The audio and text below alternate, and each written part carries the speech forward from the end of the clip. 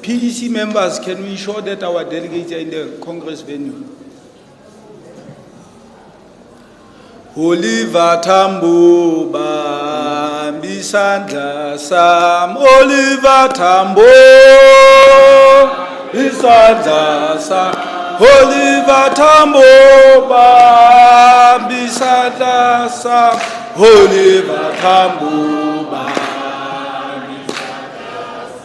Oliver Tambo Oliver Tambo Isandla sa Oliver Tambo Isandla sa Oliver Tambo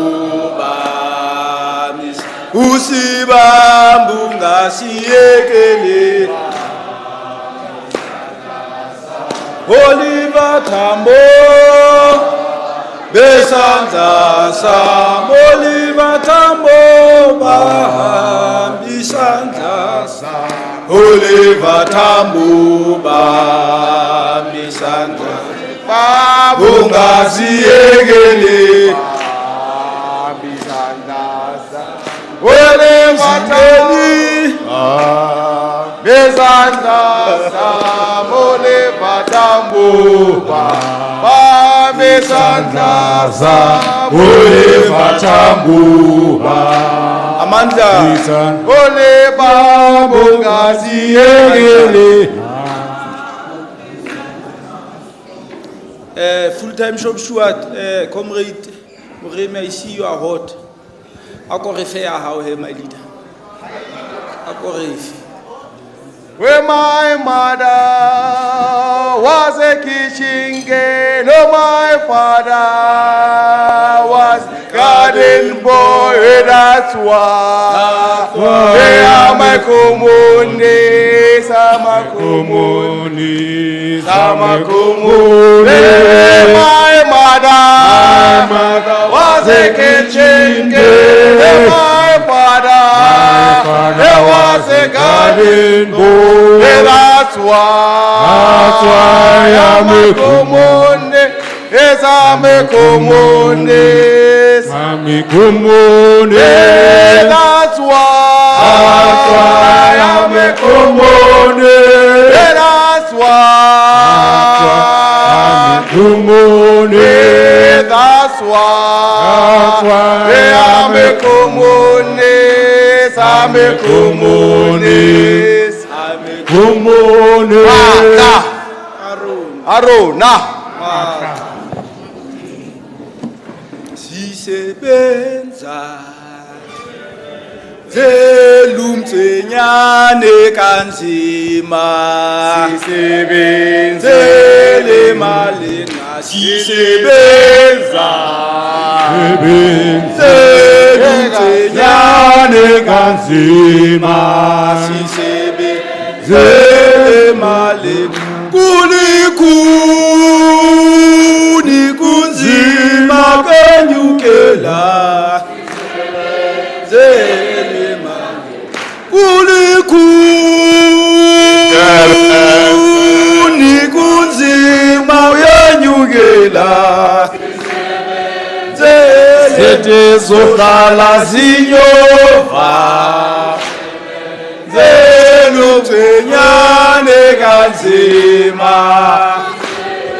zelimalengman sisebenze lomtsenyane kanzima sisebenze lemalengman kulikuni kunzima uyanyukela zelemasohlala zinyova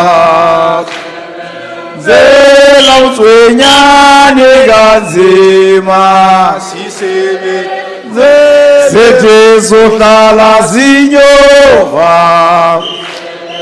zelomtsenyane kanzima kulikuni kunzima kwenyukela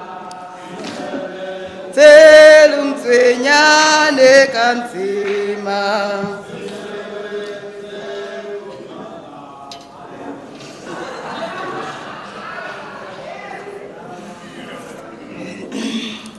Unfortunately, the MEC is not here.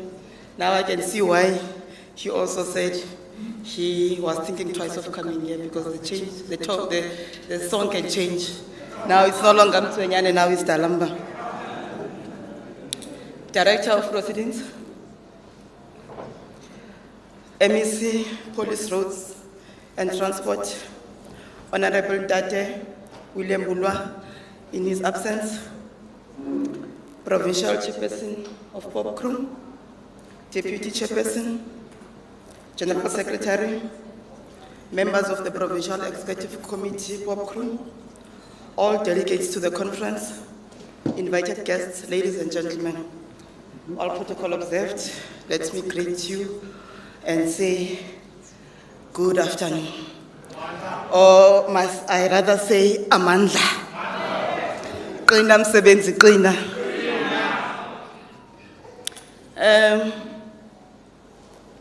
Provincial Chairperson, I'm here representing the Provincial Management of SAPS. Provincial Commissioner, Mtswenyane is currently on leave. The Acting Provincial Commissioner, Major General Disia, is currently in Devon, attending MINMAC. The Deputy Provincial Commissioner Support Services, which is my boss, Major General Singh, is currently in the office busy with other office duties. I'm Brigadier Jalamba, Provincial Head Human Resource Management, representing the Provincial Management. Unfortunately, Chairperson, I'm the custodian of all the challenges that were highlighted here. And it's good to say it's not the first time us as management we're hearing about these challenges. I think, colleagues, for the past month, my office has been inundated with questions in Parliament pertaining to issues of unfair labor practice. I'm not going to allude to exactly what, but we are doing our best in responding and abiding by our disciplinary code, which is Disciplinary Regulations 2016. Provincial Chairperson, as an organization, it is always a pleasure to us to be afforded an opportunity like this one to deliver a message of support from management of South African Police Service, Free State, who send their full support to activities and good job being done by your good selves, ladies and gentlemen. Popcru is one of the 2 recognized trade unions within the service. And again, Popcru is a recognized trade union with a majority of membership in the service. We, as the management of South African Police Service Free State, we try by all means to have a sound labor relations with all our organized labor or labor movements. For a relationship to work, ladies and gentlemen, we need a give and take, which is a compromise. Communication and trust are the key ingredients in any sound relation. It is therefore imperative for labor movement like Popcru and management to communicate and discuss issues of importance and build trust with employees. When we communicate issues, we also need to be mindful that we need to have interest of our members at heart. This is why we support a conference of this nature, as it affords the movement an opportunity and a space to improve its service and also to introspect. I understand there will be deliberations this evening about the progress this organization as well as this movement has made. There is no doubt that the provincial conference like this came at a very appropriate time. We came a long way with Popcru since its inception in 1989. We had faced difficult challenges and tough decisions that we had to make. Collectively, we tackled a lot, like regulating and guiding the workforce, settlement of grievances, addressing new demands on behalf of workers, collective bargaining and negotiations. The list is endless, colleagues. In the past few years, we had faced difficult times where these functions were tougher than before, which were very challenging, especially to our members on the ground. You can recall, colleagues, that recently we had to police during difficult times, police during a pandemic, which is COVID-19. It was difficult for our members.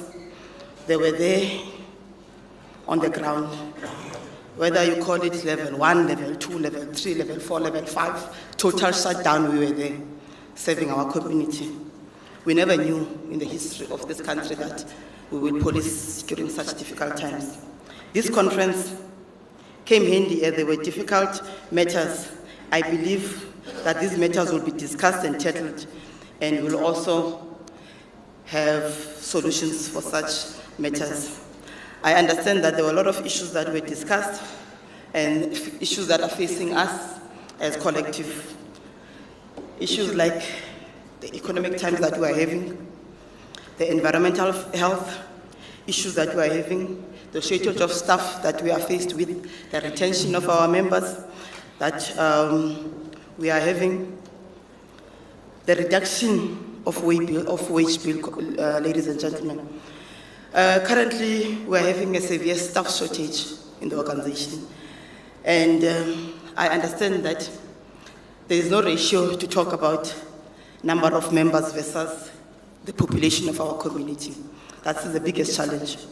And again, we are faced with a wage bill. You can recall that previously our former minister, Tito Mboweni, indicated that we need to reduce the wage bill. What does that mean to us? It means that our numbers in terms of fixed establishment are reduced year in, year out, meaning we need to reduce the numbers. I understand, colleagues, that our president during the SOPA, State of the Nation, SONA, and as well as the SOPA in terms of our premier indicated that we are really trying our best to recruit. In the next financial year, 2022-2023, we are going to recruit at least 12,000, meaning 12,000 for the entire country. Free State will get its cut in that cake, thinking maybe we'll have at least more than 500 from the 12,000 that we are going to embark on come April 2022 until March 2023. Currently, Provincial Chair, we are embarking in a recruitment process. We are about to finalize it. 1st of April, we are delivering 10,000 employees to the colleges. The 10,000, it's apart from the 12,000 that is coming in the new financial year. The 10,000 is from the reservists as well as the PSA members that we recruited last year, September. As a Free State, we have around about 445 that we have recruited. And the project that we had in 2019-2020 that was halted due to the outbreak of COVID, we are finalizing that, where we are taking all those applicants to the college 1st of April. As a Free State, we have an allocation of, as a country, there's an allocation of 7,500. As a Free State, we have an allocation of 563. We are trying our best to really increase and deal with the staff shortages that we are having. And remember, I said we had to police during difficult times. What does that mean? It also meant that during COVID, we lost as an organization, Free State alone, more than 70 of our members that we buried due to COVID-19 complication. That was not easy.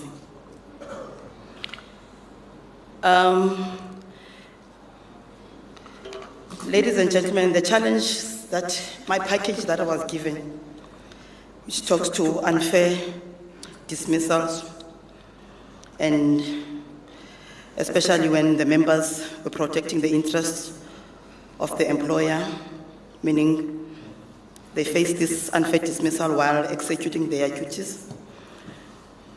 As I said, we had really a lot of questions in Parliament where we had to give reasons and also allude as to what is the dispute mechanism in place, which we have to talk to Regulation 13 of our disciplinary code.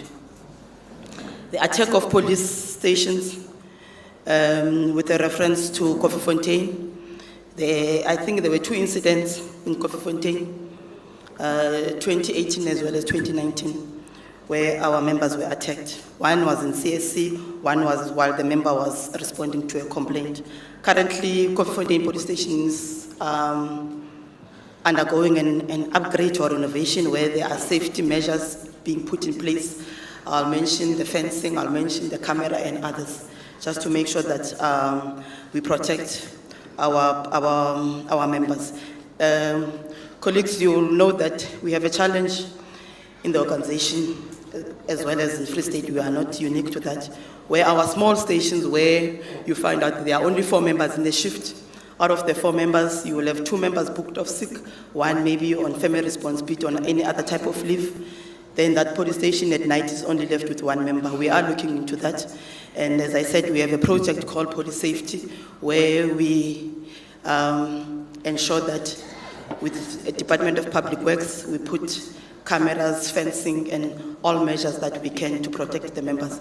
And not only that, but also to beef up the member, to make sure that we have a principle in the police that you don't go alone, solo, you're always in 2. So we make sure that at any given time, a police station has at least a minimum of 4 members. The arrogance of senior managers, as well as the favoritism, Provincial Chairperson, that matter is also receiving attention. We are dealing with such senior managers and even middle managers, where we see that they are really victimizing the members, and they are punishing our members. Remember, discipline is not supposed to be a punitive measure, but a corrective measure. We are doing our best to also correct those senior managers as well as the middle managers. I want to quote, ladies and gentlemen, a quote by Asa Philip Randolph, an American labor unionist and civil rights activist, and I quote, "The essence of trade unionism is social uplift. The labor movement has been the haven for the disposed, the despised, the neglected, the downtrodden, the poor," close quote. I wish we can live to that and ensure that we as a labor movement, we uplift our members. The continued fight of Popcru over the past 33 years has been inspired by the quest for that says justice for all and fairness. May this be the force that drives all decisions made during this conference. During the recent tabling of our quarterly crime stats, there are a lot of speakers that alluded to our crime stats. It was evident that as a province, we are really doing well. And we would like to thank our members on the ground, because this is not due to only the effort of the management, but our production corps on the ground. The successful combat of crime, we must collectively own and applaud the good work being done by our members. This reduction of crime, especially the gender-based violent crimes, was not just a surprise, as it was due to commitment as well as the passion of our members on the ground. Hence, ladies and gentlemen, it is imperative that we keep on supporting each other on labor issues so that we can improve unity required by our working class. In closure, on behalf of the provincial management, let me express our support with open arms and invite the leadership to continue engage with us. I know they continuously engage my office as well as the office of the Deputy Provincial Commissioner Support as well as the PC with robust and matters affecting our members. We want to assure you that as Popcru, you remain one of the critical stakeholders in our organization. To all delegates at this conference, on our shoulders rest dreams of our members. I would like to repeat this one. Ladies and gentlemen, on our shoulders rest the dreams of our members. You have the responsibility to construct an organization which will contribute towards building our nation. We wish the conference everything of the best. May the outcome of this gathering benefit the entire workforce being served by this big movement called Popcru. I thank you. Amandla.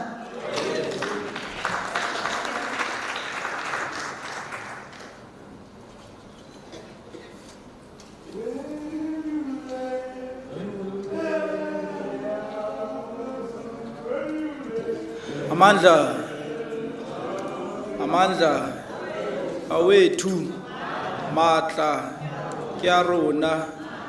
Oh, thank you very much, comrades. We now call to the stage the elections to deal with the items allocated to them. Oh, just a moment.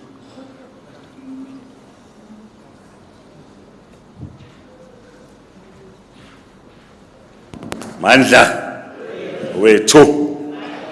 Thank you very much, Comrade Chair. Greetings to the leadership of Popcru, led actually by the President, Cool. Greetings to the leadership of the party, led by Comrade Pakis. And also, Comrade, greetings to the leadership of the ANC. I know that they have left in their absentia. One also to greet the departments who are organizing, all of them, roads, SAPS, correctional services. And also greetings, comrades, to our guest. I know that, comrade, you have honored this conference, invited by the leadership of the province. I want just to thank you for coming and to attend this conference. And lastly, comrade, to greet the comrades, the delegates of this conference. Our duty, comrade, as the national office is to come and explain that in terms of our constitution, which is clause 14, clearly indicates that, comrade, provincial conference must be held and convened by the National Executive Committee, but at the same time, this conference, while it's held, we need to have an independent election agency. Because if it will be done by us, comrade will be saying there is an element of biasness, comrade bias. Hence, then we said we must have independent body that will conduct this election. I want also to thank, comrade, the inputs that were made by all the comrades, especially from the Alliance, which I think, comrade, they will enhance the discussion in this conference. I agree fully, comrade Pakis, with your analysis, in fact, more especially in most of the issues that we have touched here. But it's important that what needs to be done, and whatever that we say must be done, we must do it as quick as possible. I think that is important, comrade. It is clear indeed that working class is facing a serious challenge. And if working class is not united, it won't be able, comrade, to defeat, in fact, the real enemy, which is capitalism. Because in our view is that, comrade, in National Democratic Revolution, as much as we are saying, it should be the driver of the National Democratic Revolution should be the African National Congress. But in reality, that is the direct route to socialism. Then the question is that, comrade, because if we are going to socialism, which is, in our understanding, is that socialism, comrade, it's an economic and political system that is based on public ownership. So then if we are saying the driver of the National Democratic Revolution to take you to socialism is the person who believes in private ownership. Can a person who believes in private ownership, which is advanced by capitalism, drive you to socialism, which is based on public ownership of the means of production? It's a question that we should ask ourselves, comrade. That in reality, we're saying the Communist Party, but we know that, comrade, the dynamics are that Communist Party cannot take decision. If then, comrade, the working class in the main, COSATU, comrade, as the leader of the workers, and the working class is not taking that decision.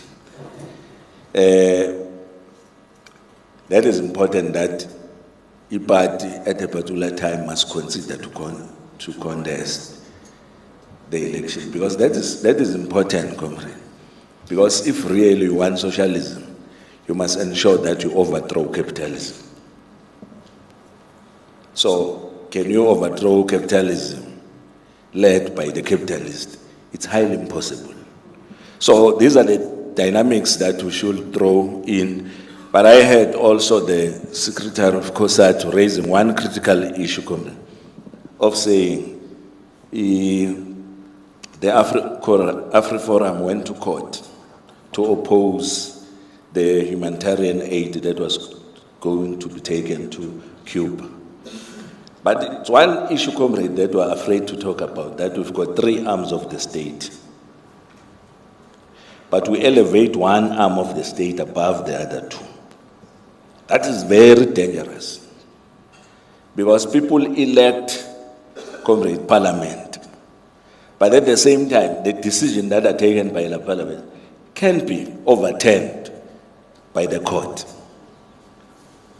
So it's one of the issues, comrade, that is critical, that we should look at as we are going to engage in our commissions, to say, is it correct, comrade? It's not an only one. There are a lot of decisions that were not happy, even ourselves, comrade, as workers, that have taken by our courts. That we know that at a particular time, maybe the parliament will take actually a particular or a different decision. So that is why it is important that we should raise that, but I'm not there, comrade. We are still waiting for a president to come and make an input on our behalf, on behalf of the National Executive Committee. But as I've said, comrade, that conference, we're expecting that the agent should come and outline, comrade, the processes of election in this conference of Free State. We know that, comrade, organization have got an election policy that clearly indicates what should happen. But I hope that the comrade from KTBS will be able to outline that. May you please, comrade, ascend to the stage.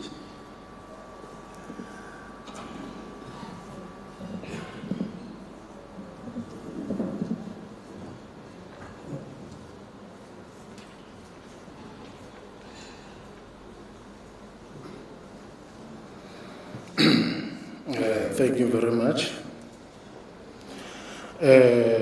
My name is Sitsumi. My surname is Teletsane.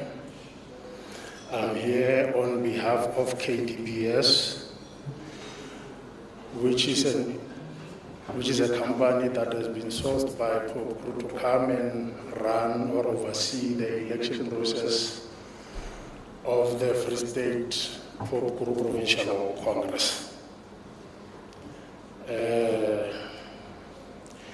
Let me thank this opportunity and just pass my greetings to the National Executive of Popcru, the National Executive Committee of COSATU, if it is represented here, the PEC of COSATU, the leadership of the South African Communist Party, and the ANC.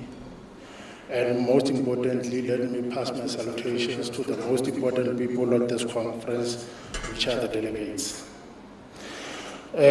Our work is very simple. We know that when we go to conferences, I think this becomes the most important part of the conference.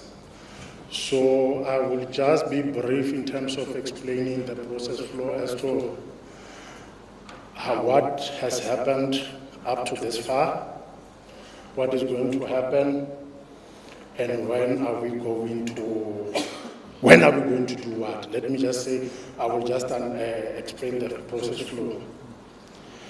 Now, as KDBS, we were requested by Popcru to oversee this process, and this process, it started with the nominations, and these nominations are being regulated by Popcru as an organization.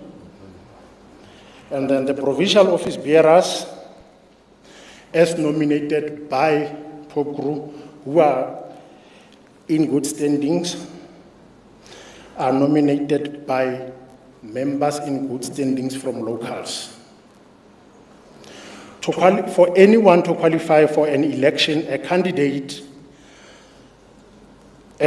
nomination must be one, nominated by one and seconded by another local. So it means for a name to qualify for nomination, it should be nominated by one local and seconded by another one. However, if we come to a point where we have one name nominated but not having got a seconder, that name falls off automatically from the nomination as per the nomination process. Once this name has had or has met the threshold which is being seconded by another local, the person must then accept nomination. Now, if for any reason or whatsoever we come to a point where we have the name of Sizumi nominated by 10 locals, but Sizumi did not sign the nomination, the acceptance form, it means that my name does not meet the requirements as stipulated by the voting processes. What then had to happen between the Popcru Provincial Office and our office was that all nominations had to reach our offices within 7 days before the conference day, which is by last week, and the process was done.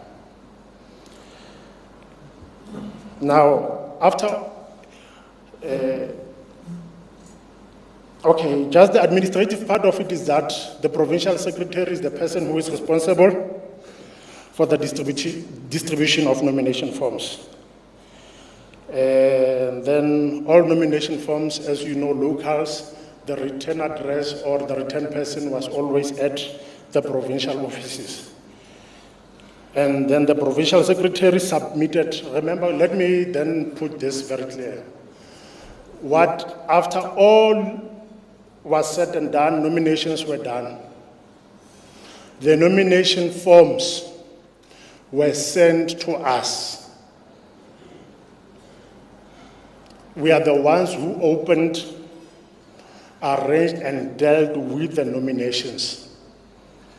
So fortunately, what we can tell is that Today, we are here just to let you know about what has transpired, leadership. In terms of the program, we are invited again tomorrow to come and give the outcomes of the nominations that you made.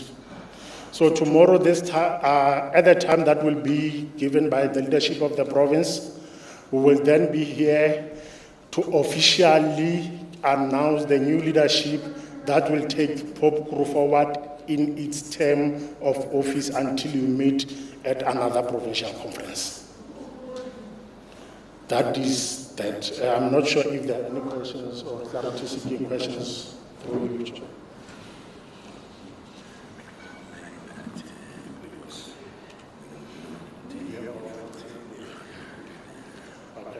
No, the most important thing, thank you very much for, I was skeptical of raising it, but it is important that I raise it. For this conference, there will be no voting as all nominations that were received were uncontested. So tomorrow will be announcing the newly uncontested leadership of Popcru Free State.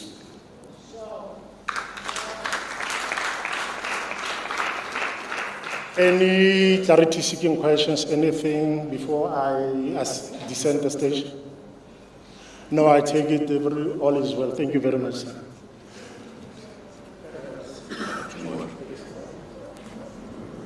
Comrade, this is presented because our election policy clearly stipulates that the nomination had closed on the 7 days before the conference.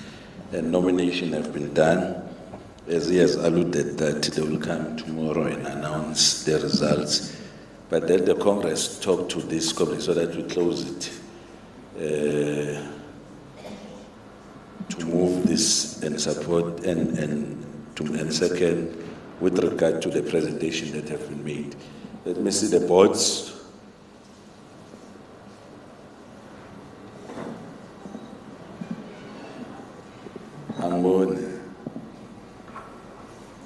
Yes, Comrade Sitoto, Ritzman, Metzmahul. In that sequence.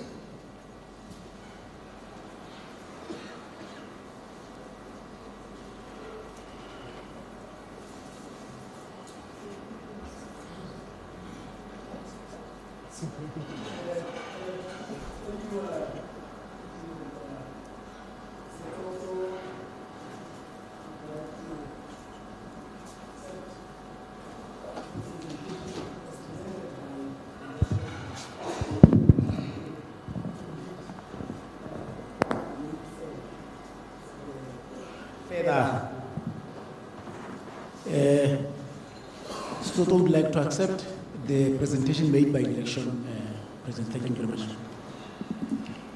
And that the nomination have been closed. I must say that because they've been closed 7 days before. Okay, sure. In that sequence, Comrade, leadership.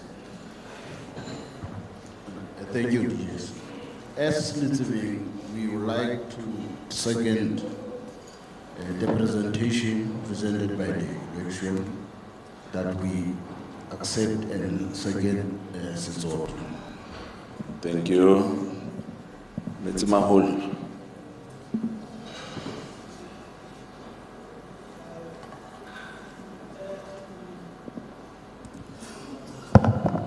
Thank you, General Secretary. We want to align ourselves with the locals that just presented right now. Thank you very much. Thank you, comrades.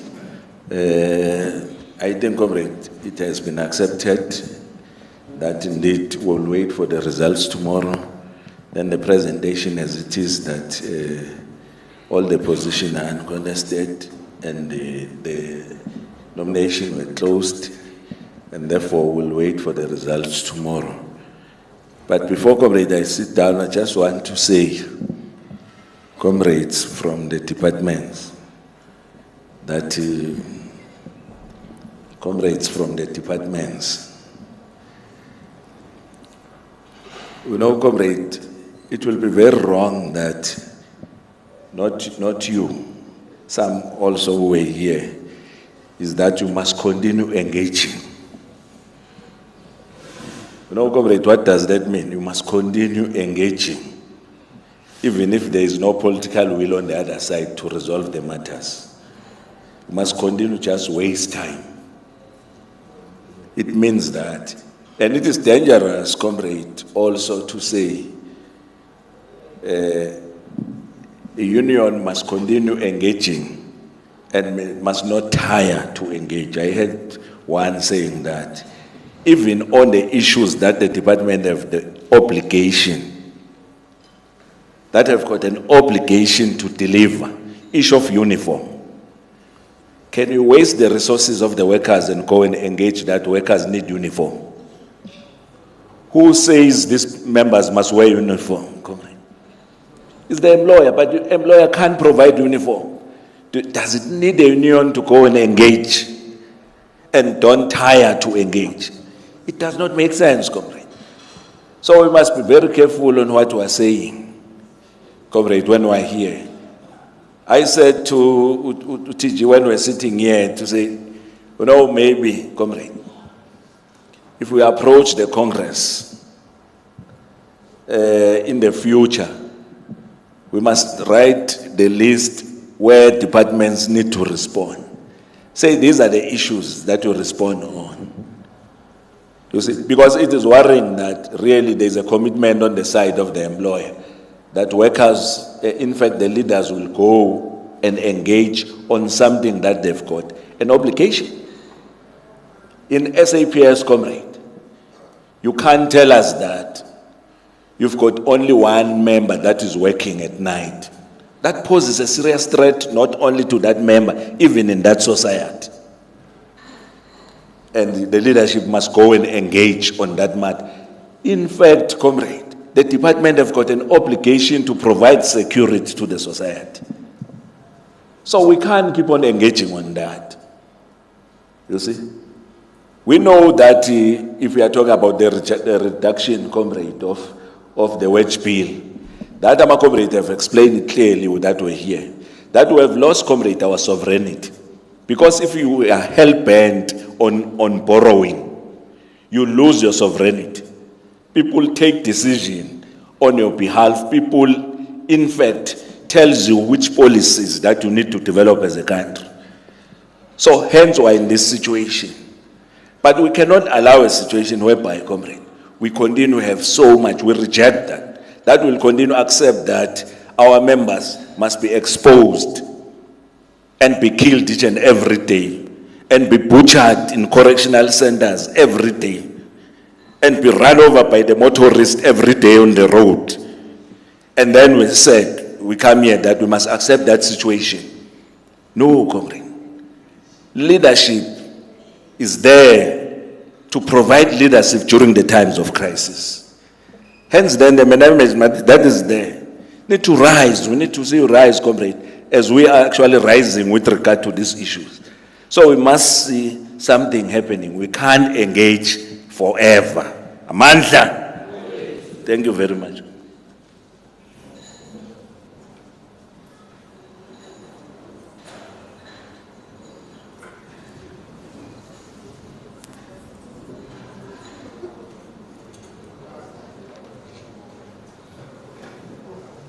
Amandla, awethu, matla, kiarona,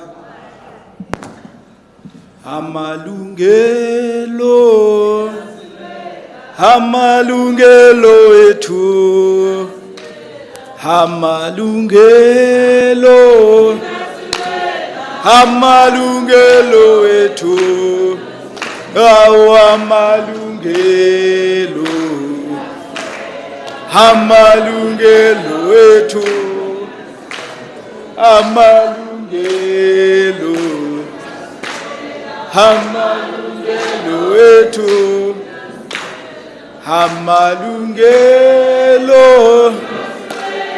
amalungelo ethu, amalungelo,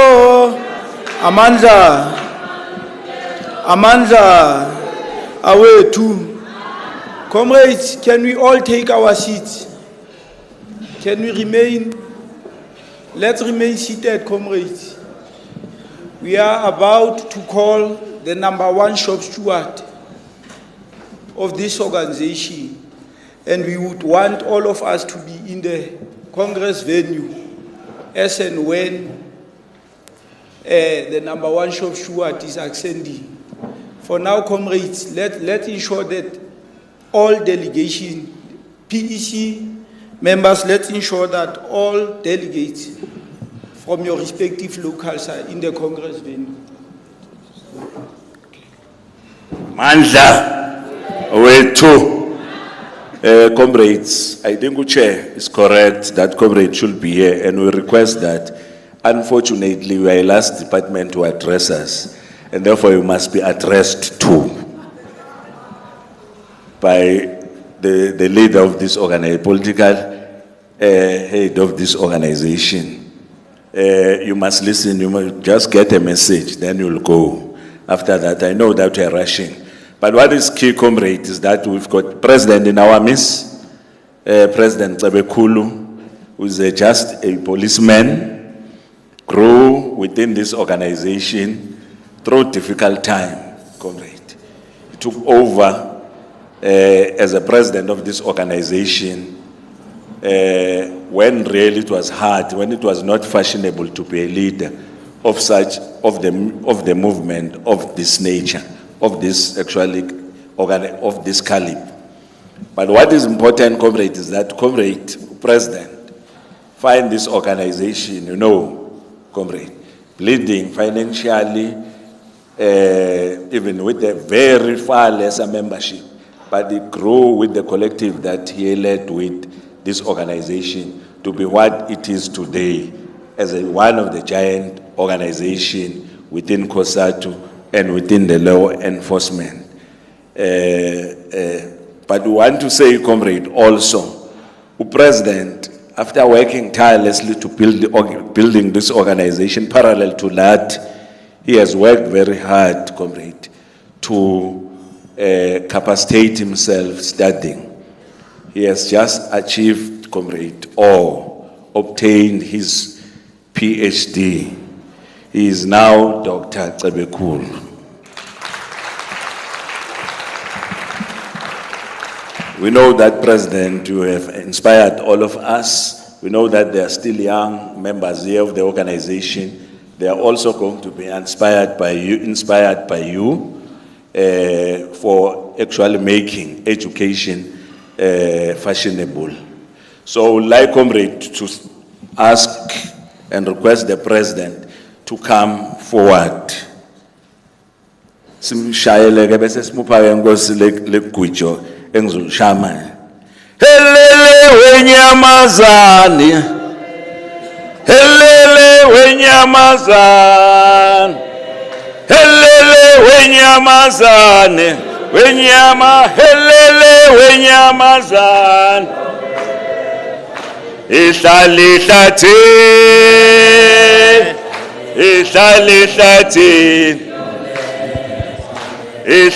hlathi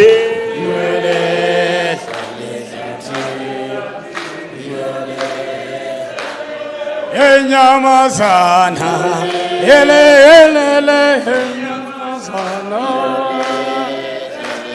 enyamazana, welele enyamazana, Italy hlati, Italy hlati, Italy hlati,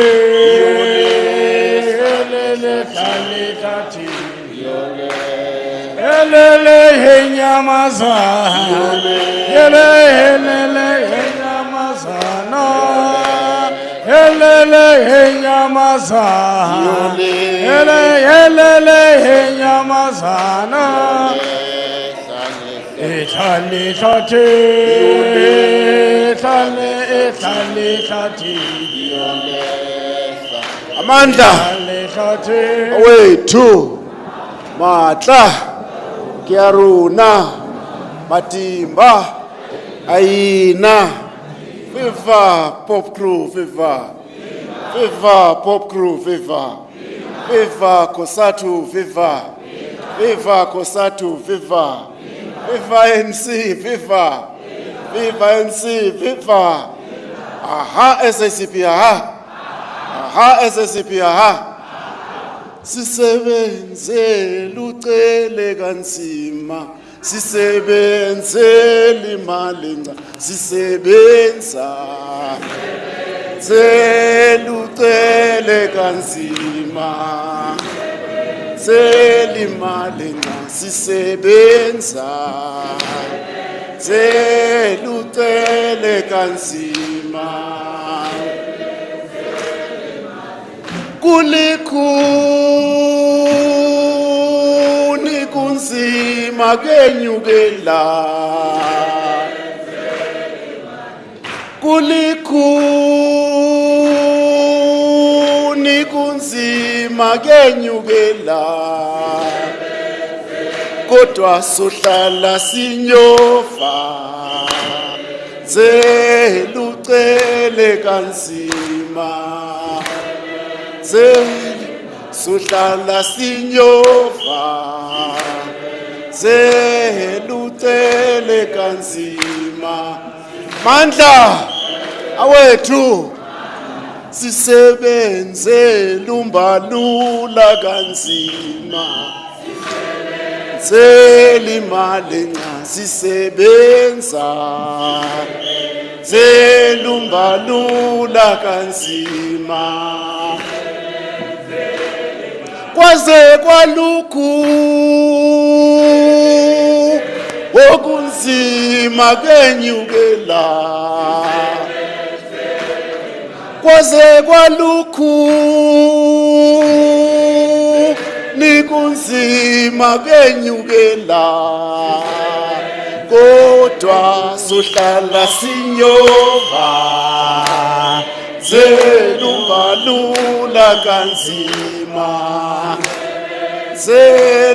Sohlala sinyova. Lumbalula kanzima. Mandla awethu sisebenze lulamula kanzima. Selimali sisebenza. Lulamula kanzima. Kwaze kwalukhu okunzima kenyukela. Kwaze kwalukhu nikunzima kenyukela. Kodwa sohlala sinyova. Lulamula kanzima. Kodwa sohlala sinyova. Lulamula kanzima. Kwaze kwalukhu nikunzima kenyukela. Kwaze kwalukhu nikunzima kenyukela. Kodwa sohlala sinyova. Lulamula kanzima. Kodwa sohlala sinyova. Lulamula kanzima. Mandla wethu matla keruna matimba ayina. Viva Popcru, viva. Viva Popcru, viva. Viva Popcru, viva. Viva Popcru, viva. Viva Popcru, viva. Viva Popcru, viva. Viva Popcru, viva. Viva Popcru, viva. Thank you very much, comrade. Thank you very much. We are in a congress. We are not in a church. We are not in a memorial service. We're in a conference of Free State, and we have to show each and every individual sitting here that Popcru exists. We are not a blank file in our own organization. We are an organization, very respected organization, and we will make sure at all times, when times present itself, that we are in a meeting of this nature.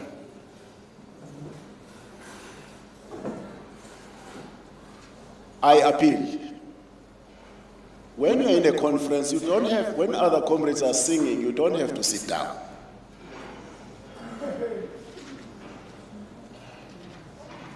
You don't have to sit down. And at all times, when difficult times, when we face difficult times, it's this singing that keeps us going. Comrade, it's tough. Comrade Chair of the province, leadership of the province,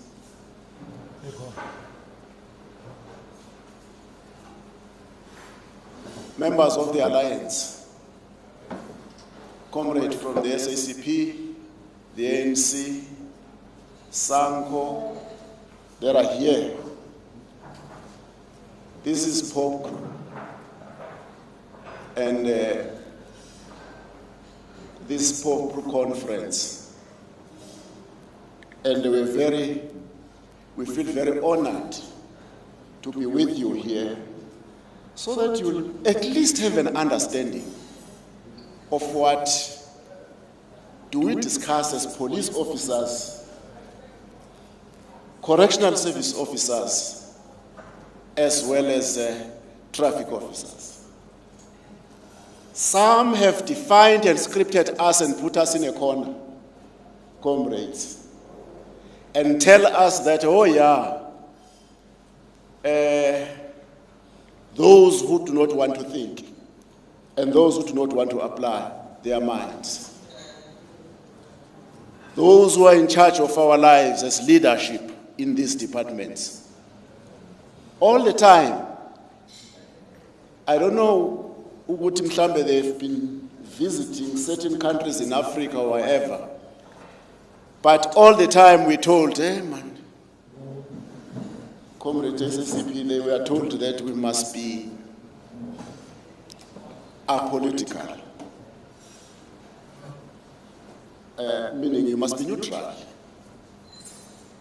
Your outlook and there is persuasion that even your inner part, you must show when you are neutral. Comrade, there is nothing neutral here. We started Popcru because neutrality did not work. There is nobody who is neutral. Even the nature outside shows you that it's not neutral. You can't be neutral. If you tell everybody about your neutrality, you're exhibiting a particular outlook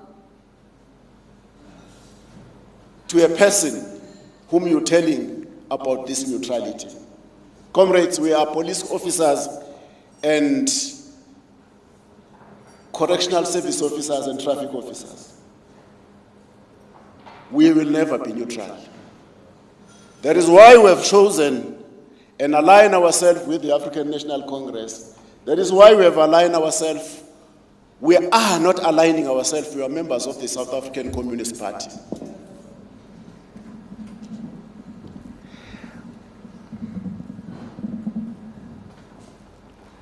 And there is no need for us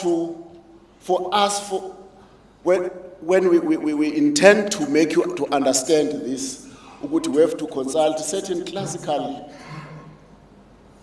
writers and bring them to you, telling you, "Uti, no man, this is the road." No, comrade, it's not like that. We are politically aligned. We are the members of the SACP. We are in alliance with the ANC. That must be clear. And it's decisions that have been taken in conferences that talks to our alignment. And we also, in our own, as members of Correctional Service, Police, and what to call it, don't agree with this apolitical concept because it does not exist. How could we? Everything that we are as enforcers of law,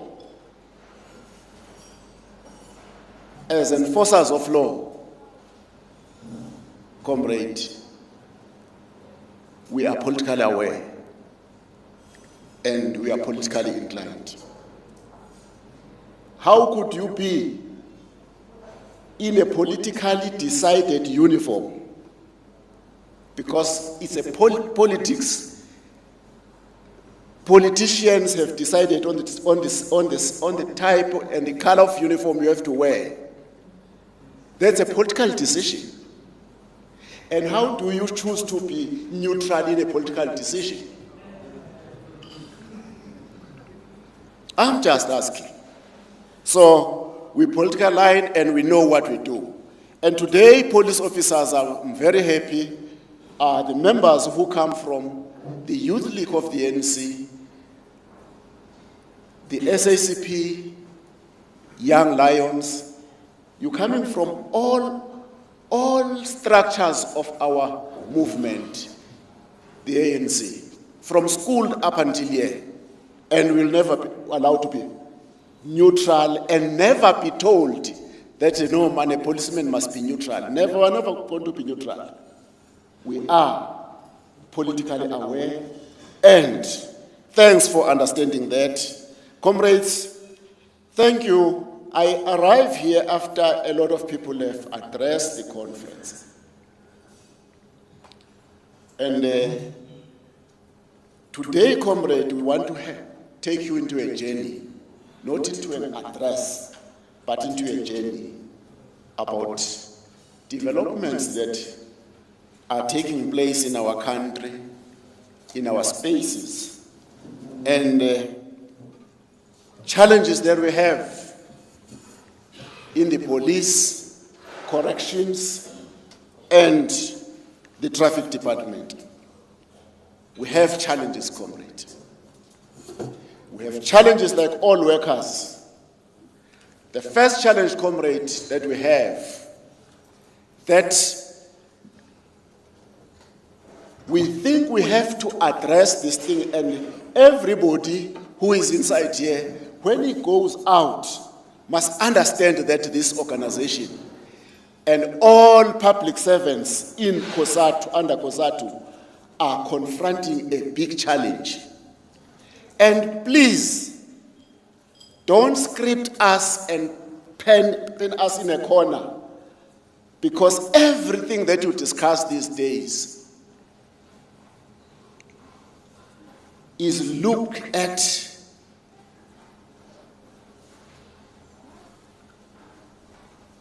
as being aligned to a particular faction. No, we are workers. We'll never be factionist. And we'll never be allowed to align ourselves with factions because they are a waste of time. I know in this province we have a lot of challenges, more especially in as far as the issue of factions are concerned.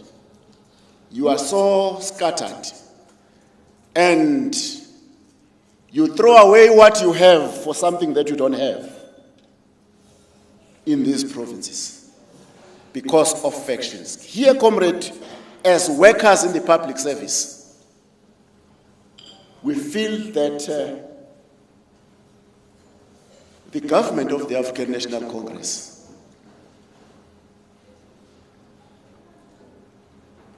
have dumped us in a corner, and they are trying to forget about us. And we must resist this thing, they must forget about us. We are here as workers in the public service. It's for 2 consecutive financial years that workers in the public service have not been awarded increment, salary increment. That's a challenge, comrades.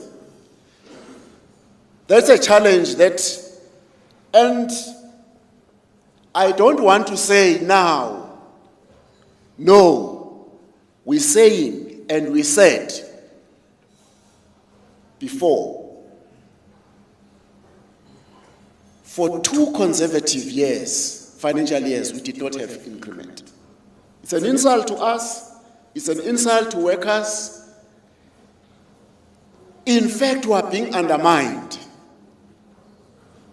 And the message that I want to tell you, to comrades, is that, comrades, we are on our own. We are on our own. And we must not take this light. From this conference, I urge you, as a representative of each and every space where our workers are working, to go and deliver this message. Be prepared, because a dark cloud is hanging on the public servants. And stand up, let's go and fight. We are a union, we are not going to sit down and fold our arms when things are not going right. Number 1, we are this type of workers in South Africa that don't belong to the lower class that receive housing called RDPs. And we can't afford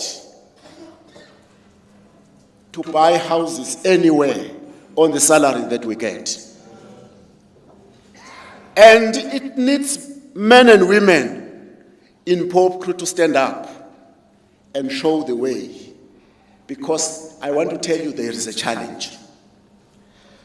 Pondering on the SONA that has been presented by the president of this country,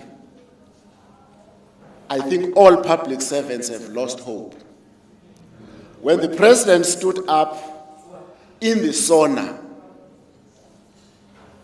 addressing the SONA, all of us were glued on television. Each and every South African was looking with earnest as to what the president is having for him or her. But for public servants, it was a gloomy day. We pondering on the statement of the president that say, in a nutshell, business must be given a space and conducive conditions to create jobs. And government must create those conditions. And it's not the responsibility of government to create jobs. Then I said, yeah, this is the challenge. And I'm saying, comrade, let's talk about these things, because these are the things that are going to confront us. Stop being influenced by factions that are not delivering. Rely on your own organization. Self-reliance is a call that I'm making today, that let's rely on ourselves.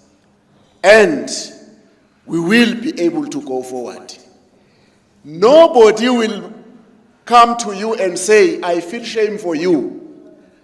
No, you must stand up and knock at the door to show your presence and your grievance. Food prices are high. This morning they were quoting the war between Ukraine and Russia as a cause of food shortages across the world. Petrol is high, electricity is high, Everything on the table is high. And all those things are the challenges that are facing us as workers. And you can't turn to anyone. You can't turn to the ANC. I know I was not here, Comrade Nopala, but I know that the ANC have come to this podium and offered nothing. They can't say anything because they are afraid that, oh, if I talk to in my mind in the Popcru Congress, there might be others who are in this faction, and they decide not to say anything. All 7 congresses that we have attended, ANC have said nothing.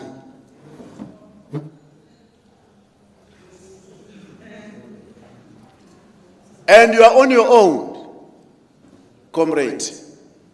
Our revolution is on a cliff. It's hanging on a cliff. The promises that are in the National Democratic Revolution that promised us, that identified us as the motive force, they've already evaporated. Because, Comrade SACP, this NDR as a project, it's supposed to be checked time and again. And this project lacks the person who look at it and, like all projects, examine it and tell us what are the outcomes of this project. We just talk about the NDR. We have been talking about the NDR from 1994 up until today. No, it's an NDR it's a project that has no project leader. It has no project leader. They can't tell us in the NDR project, what have we done? What have we done? As the alliance sitting in one conference, what could we identify as something that we have done for workers? What could we identify as something that we have done for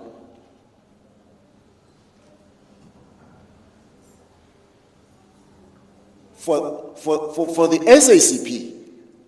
What have we done? Comrade, every election we go to the people and tell them that we have to build them RDP houses, we have built them what we call. But that project and that statement and that narrative have become stale. It's long lost. I urge you, comrades, members of Popcru, I want to take you back to memory lane. We were once faced by this challenge. And this challenge forced us to go out of the bargaining chambers because these bargaining chambers are wasting our time. Why do we have to sit in the bargaining chambers when after we have arrived at a decision, that decision is thrown away when the employer wishes to do that? Taking you back to memory lane, faced with the same challenge, Popcru mobilized its workers across the country, using all modes of transport, from Messina to Cape Town, from Mafikeng to Cape Town, from all over, from KZN, from Western Cape, and we mobilized workers in numbers. Twice in 1 year, we marched to Parliament. We marched to Parliament. And we did not march to the Minister of the Police. We did not march to somebody called, at that time, who was called the Minister of Public Service and Administration. We marched straight to the office of the President. Because the President, comrade, when at this time we consider him or her as the commander of all armed forces. At that time, it was Comrade Mbeki. We marched there twice. And comrades, on the second march, the president sent 2 ministers of police and correctional service to Popcru House to come and discuss with us on everything that we have reflected in our memorandum. And that is how we reach, we earn what we call OSD of the South African Police Service. Everybody in COSATU went berserk. That we went out of the bargaining chambers and we marched for our own issues. We did not care because we got what we wanted. But in 2007, Comrade Chair, every public servant stood up demanding the OSD, and that is how Correctional Service, Department of Health and other departments receive their OSD. But who is the initiator of the issue of the OSD? Nini Lapa. So, Comrade Dawi, we marched and we have to get ourselves ready. Let's prepare ourselves. After these conferences, we are going to be very active on the streets of South Africa.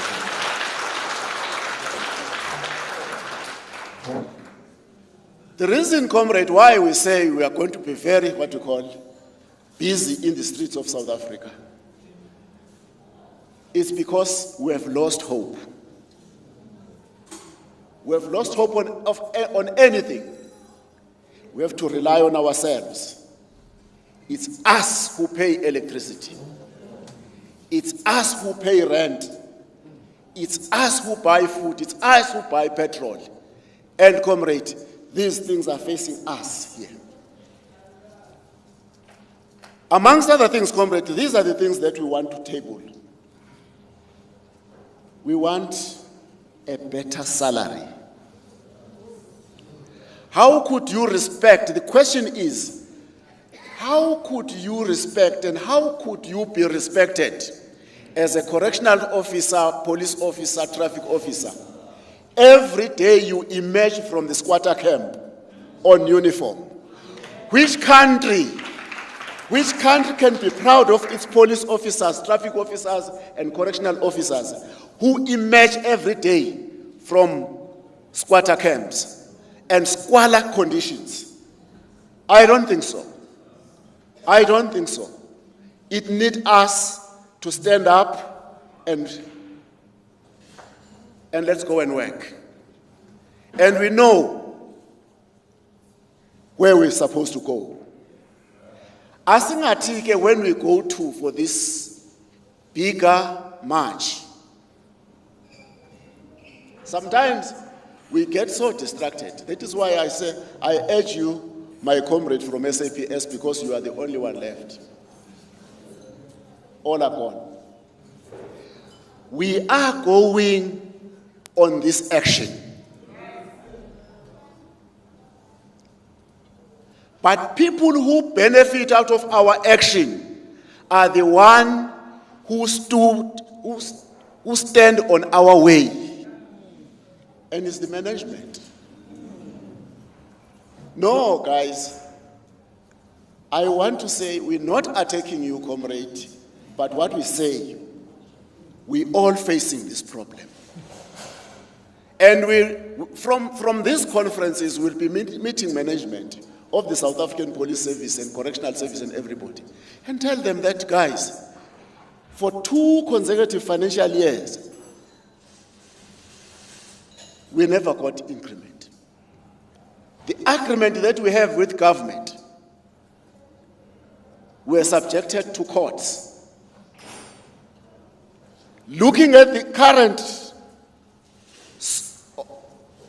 announcement by the president in the SONA, comrade, we have no hope. that we, what we call.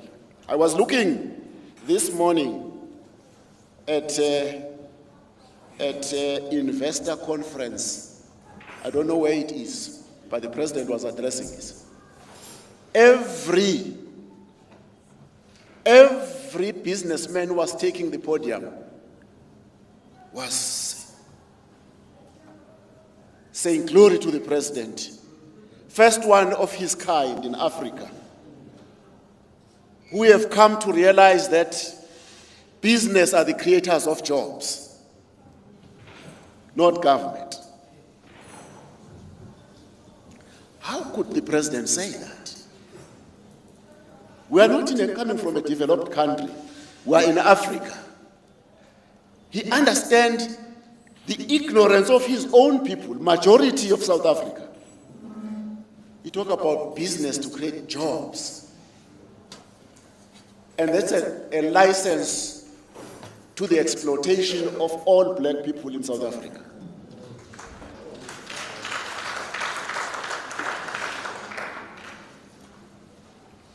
I'm not attacking the new Dawnist. I'm not attacking the new Dawnist. I'm talking as a worker. The challenges that workers are facing. Please don't label me as an anti-new Dawnist. I'm just talking about what is facing us as workers in South Africa.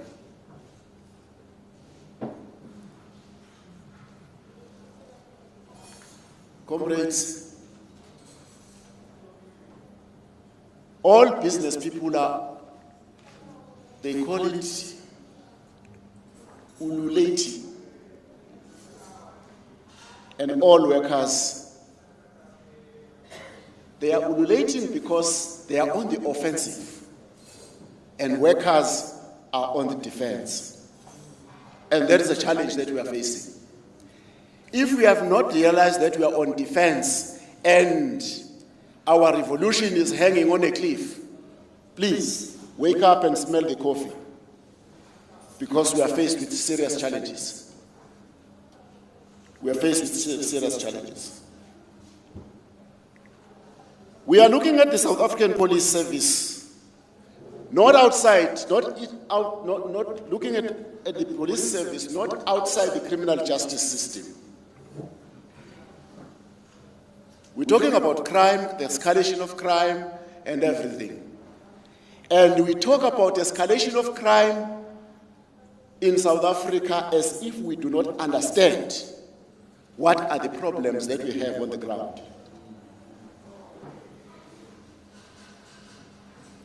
If you look at the police itself, comrade,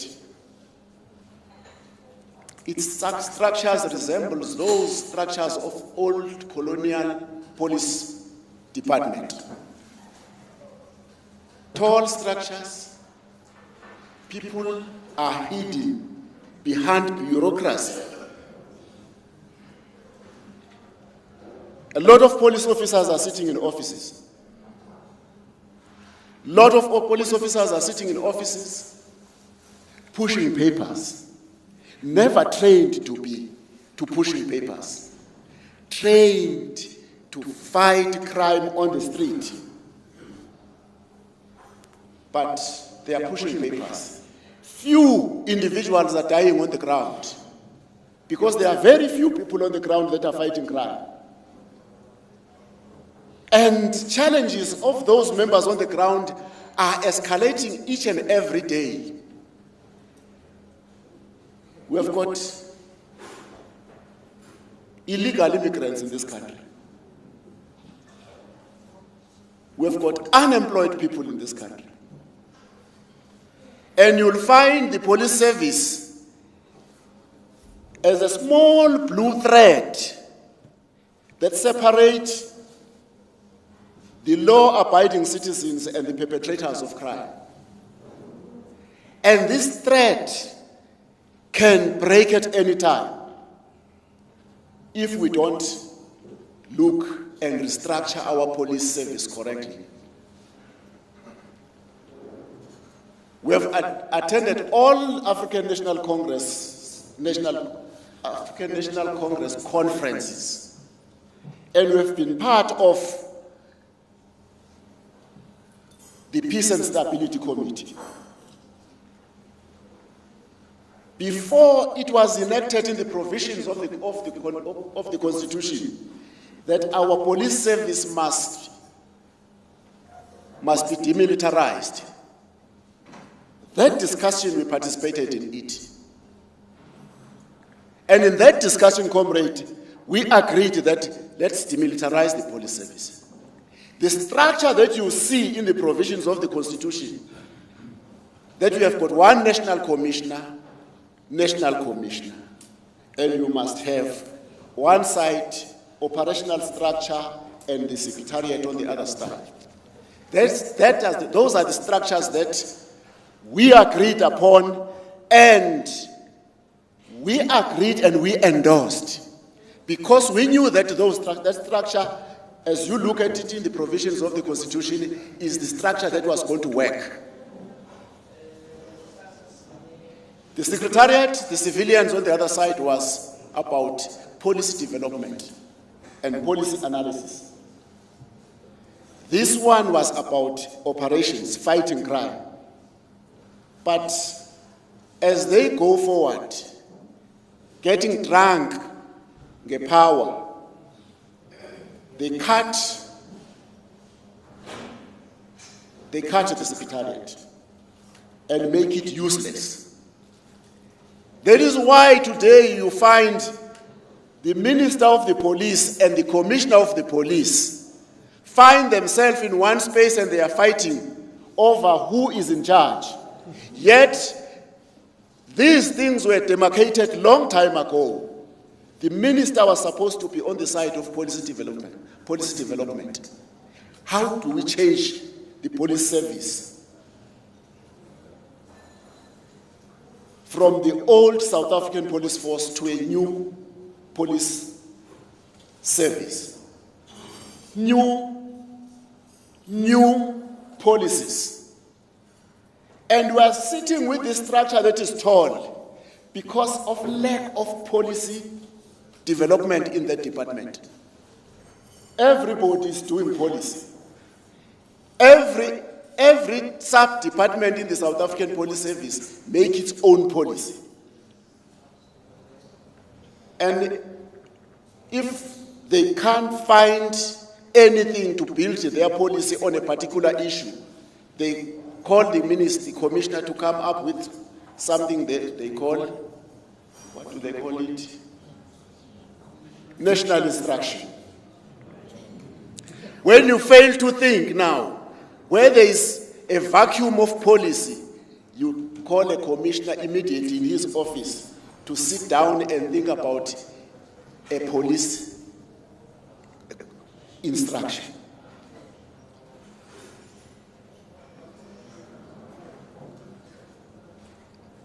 We have addressed, we've looked at different models of policing across the world. No police services consume so many police officers into offices. None. And in the South African Police Service, you know very well, comrades, that if immediately when you arrive from the college, you are active on crime, immediately you get promoted to be a sergeant, you become an immediate commander of few constables around you, and immediately after that you are a warrant officer, you control a bigger chunk of constables and sergeants. Immediately you become a captain, you want an office. You gradually removed from the real policing. Those who generals that are sitting there have long resigned themselves from active policing. They know nothing about policing. But it's them who decide what operations must be made and what operations. That is why we failed, comrades, to deal with the 21 July unrest. Because there are people who correspond policing somewhere on top offices, not understanding what you call. We're very amazed on something that we have been talking about. In the South African Police Service, we've got an IT department.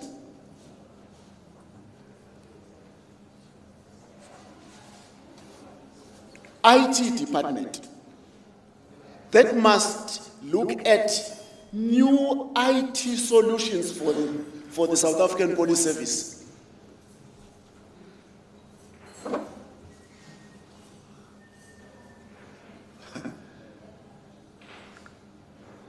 People started, in the July unrest, people were burning trucks on the N3.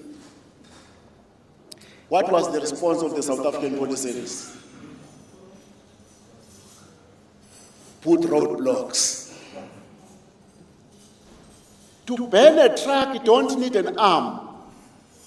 I will pass a roadblock with a box of matches and go and burn a truck.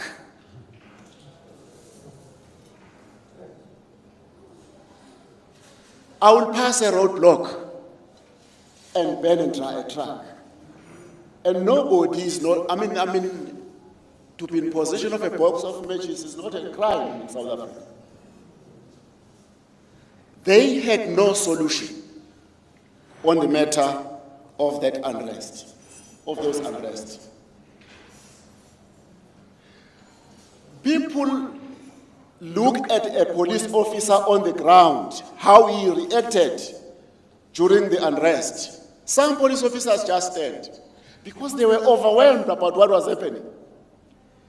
A person who's paid a salary of 10 constables alone have no answer to the problems that are to God. People who are driving the strategic direction of the South African Police Service have no answer. What do you expect from a police officer on the ground? We say in corporate, it's like we are on our own. We are leaderless. All of them are fighting for position in head office. Policing is happening in provinces. In fact, that is the structure that is supposed, our structures are supposed to be cut to that level. Divisional commission of that, divisional commission of that. And let's cut all the dead wood in the South African Police Service. I'm sorry I have to talk about this thing. I think we have to, for the police service to be effective, restructure yourself to short structures and move. Don't stand. Move towards new training methods in the South African Police Service. Police, during the time of, before 1994, police were trained for the same duration, same what you call, even today. Change. We must see change. Because things are changing. There's one comrade, a crime that is very difficult to investigate. It is an embodiment of a different crimes. It is, and you know these people who rape, kill, and do whatever. What do you call them? Serial killing. Serial killing. We have not yet cracked down serial killing. I'm not talking about arresting a person and taking him to court, as the provisions of the criminal procedure dictates, but I'm talking about securing the attendance of that person to court, let that person be prosecuted and let him go to prison. It's so difficult. Why? Because of our training. Multiple crimes committed by one person and make sure that we secure his attendance to court, get prosecuted, and we can't because that is what we lack. The new training methods, we need new training methods in South Africa. Foreign people are arriving with new types of crime. Today, when we start to be police officers, there was nothing like human trafficking. Today we have got human trafficking. How do you respond to human trafficking? That is what I'm talking about, New Word Call. And also, comrade, it can't be the Minister of Police. It is wrong. Who is entrusted with the duty of accounting for crime statistics? The duty of the police officer is to arrest a person, take him to court. That crime has not yet been solved. There must be prosecution. After prosecution, there must be people who go to the warehouse, prison. And comrades, thereafter you can account on all those things. That, okay, we have succeeded, we have not succeeded in this. But not on the mere arresting a person and take him to court and say, we have dealt with crime.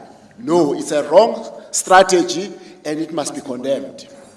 And it must be all ministers that are involved in accounting, because the whole chain of activities, after the whole chain of activities have been met, and they must account and say, we have dealt with crime.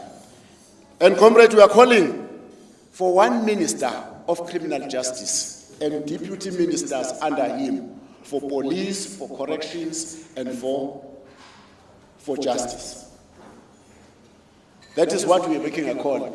These ministers, there is no coordination in their activities, and there is no seamless synergy in their activities. And we want some connection. When they go for budget vote speeches in Parliament, all of them informed by level of crime and their strategy as to how are they going to fight crime, they must go and pledge in Parliament to get relevant budgets for each department so that this chain could be able to fight crime. Not what is happening in our country. The Minister of Police thinks that side, the Minister of Justice. Look at them now as we go to Good Friday. You'll be telling about different slogans in the Department of Traffic, that you are going to be umlilo uyavuta and whatever. But this is what is happening. Umlilo uzawuvuta somewhere, but all the Department of Justice officials will be on leave. The only department in the criminal justice that are working is SAPS and Correctional Service. All people that are as a result of Umlilo Uyavuta have been arrested. They will go straight to prison because courts are not operating. South African courts end up operating in September. From September, they refer all courts in the following year. Because the Department of Justice, nobody holds the Department of Justice liable in the whole value chain. And everybody say police, police, police, police. Prisons are full. When you scrutinize as to how prisons are full, it's because some people find themselves in prison and something was supposed to be done, but they find themselves in prison. And it is wrong, it needs to be addressed, and it must be addressed, comrade, as soon as possible. And the last thing that we want to say in the police is the leadership problem. The leadership problem. We heard that they are thinking about appointing a new national commissioner.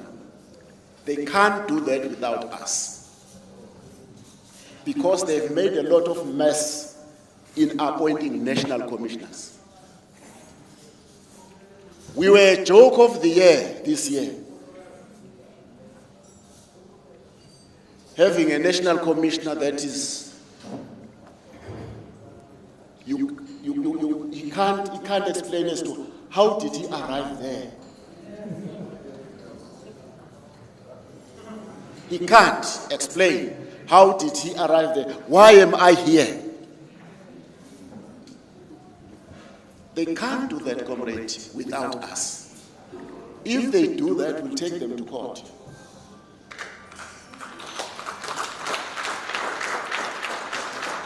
Same applies to correctional service. We're listening that they want to appoint somebody. It's worse in correctional service. They dump anything that have not made a grade in the local government is transferred to correctional service. We're saying, comrade, it's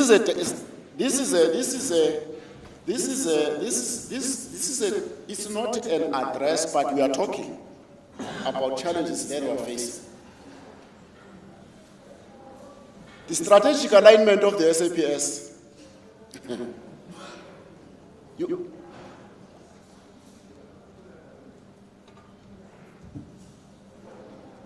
It lacks direction. Because the strategy of SAPS, comrade, it could go through a lot of things, but it lacks a strategy to address rural policy. They go via it and forget about it. Rural policy. I want to go to rural policy, comrade.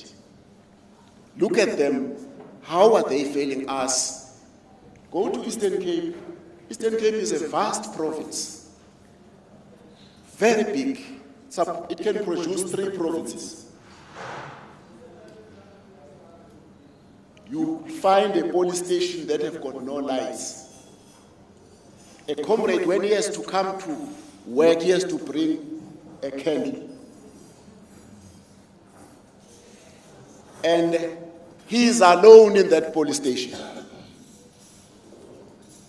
In the safe, there are all sorts of firearms, and firearms that are on the SAP 13, repossessed firearms from criminals.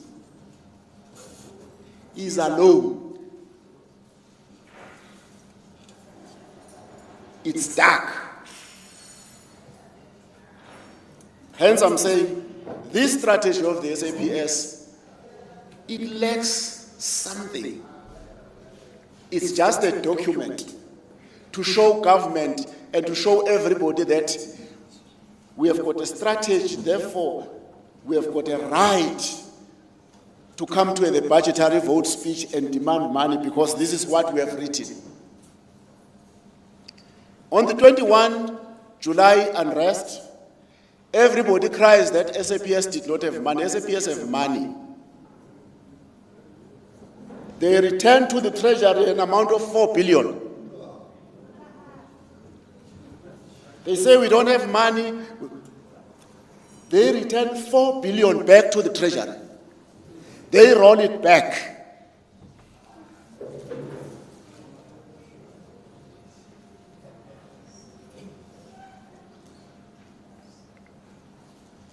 We're urging comrades that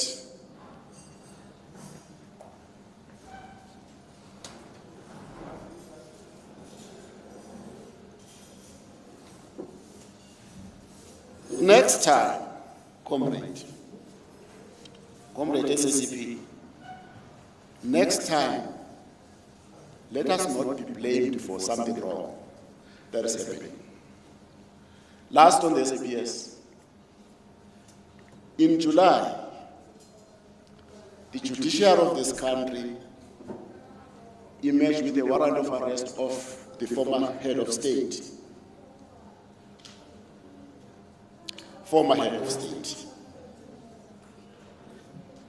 The problems that it created for us on the ground was too much because we don't care what was the decision of the judiciary, but the administration and management of the whole process was not done. They took a decision in court, they went home. it was for the first time a person of that stature was arrested in South Africa. All was left to the police, as they normally do in local government.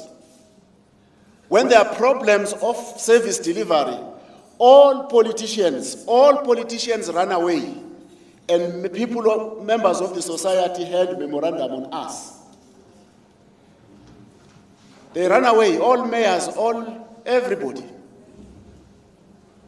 Same thing here. We find ourselves having to deal with this problem. Head of state have to be arrested. No conditions. Head of state, former head of state have got some perks that are given to them by virtue of the office they hold. 2, 1, they've got security guards who are police officers. They are police officers. And they have to look after this man until he dies. That is the privilege that he has. Presidents and former presidents are having chiefs and other staff. But when you say these police officers must go and arrest this former head of state, what do you say about the right he have of the security? You don't say anything about that. So you are setting police against each other. Because a police officer that is looking after the former head of state, if he gets shot, they must go to court and explain how he died. Those things they were not dealt with. And comrades, that was our challenge on the ground. This man is subjected to correctional service. We never had a head of state arrested. Where are we going to put him in prison? As we put him in prison, these people who are looking after him are not supposed to be 2 meters away from him, meaning they also have to go to prison. In prison, we lock only people who have committed a crime, not innocent people.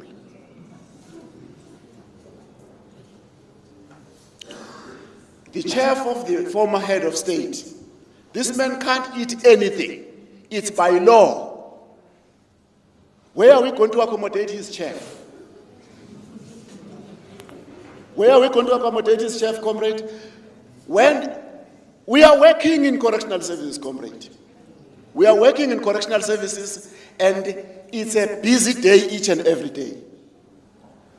The chain of activities we indulge in immediately we knock on duty are so immense. Tina will be looking after this man and don't knowing what to offer him. That's the challenge. But comrade SCP, it's not only that. We find a lot of challenges that comrades are making laws in parliament, but these laws lack response in as far as the application itself and resources itself. Recently, I think 2 years ago, I was called in Volkrust, where they lock up a male in the female cell. The media went berserk about that. I closed my phone and I drove to Volkrust. When I found to go to Volkrust, comrades said, I said, but are you mad? Comrades said, but come here, come and see. Do you see this person? Said, yes. Tell us, is he a woman or a man? I said, he's a woman. But that's what we saw. That's what we saw. That is how we have identified him. We could not go beyond that, mere identifying a person We could not say, take your trousers away. We want, that could be something else again in the media. You knew very well, government knew very well, that they have legalized civil marriages. But that Civil Marriage Act don't talk to realities on the ground. That is the challenge that we have. And nobody wants to talk about that. We've got rural areas that are ruled by kings and chiefs in Eastern Cape, KwaZulu, and everywhere. On the issue of succession, that is regulated by the law of succession. It's different in the law that we understand, and the law, what we call it, what law that regulate chiefs and what we call it. You find a woman complaining that I can't take my husband's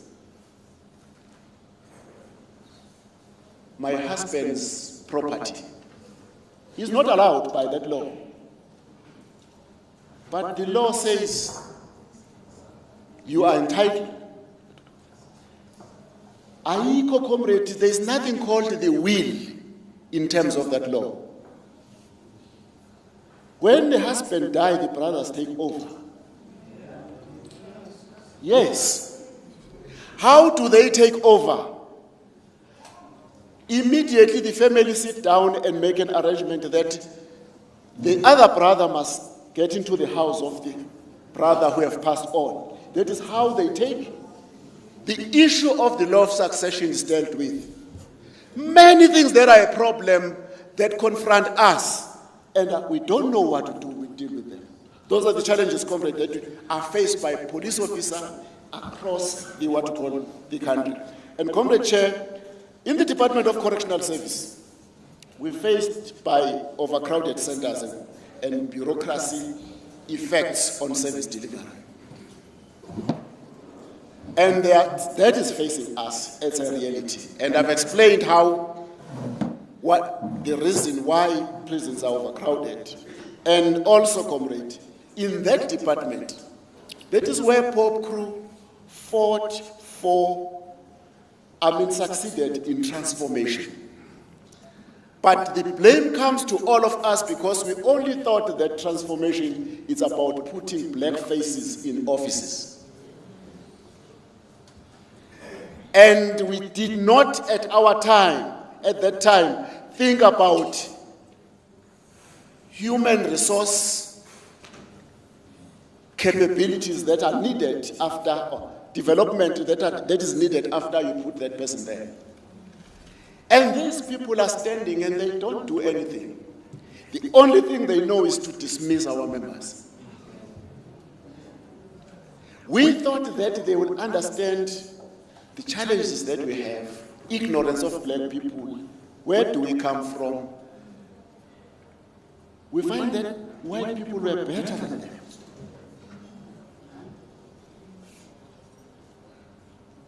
And there is still a problem even now. But in the Congress in Durban, this is what we agreed upon, and fortunately there was the Deputy Minister of Correctional Services that day. Popcru has adopted a new agenda in the Department of Correctional Services. Why the new agenda is as a result of the fact that in our dealing with OSD and other matters, we were dealing with issues of the OSD and we did not impact on policies of the department. That's a department that lacks policies also. It's one department that don't have a policy that regulates when our workers come to work and when are they going off what to do.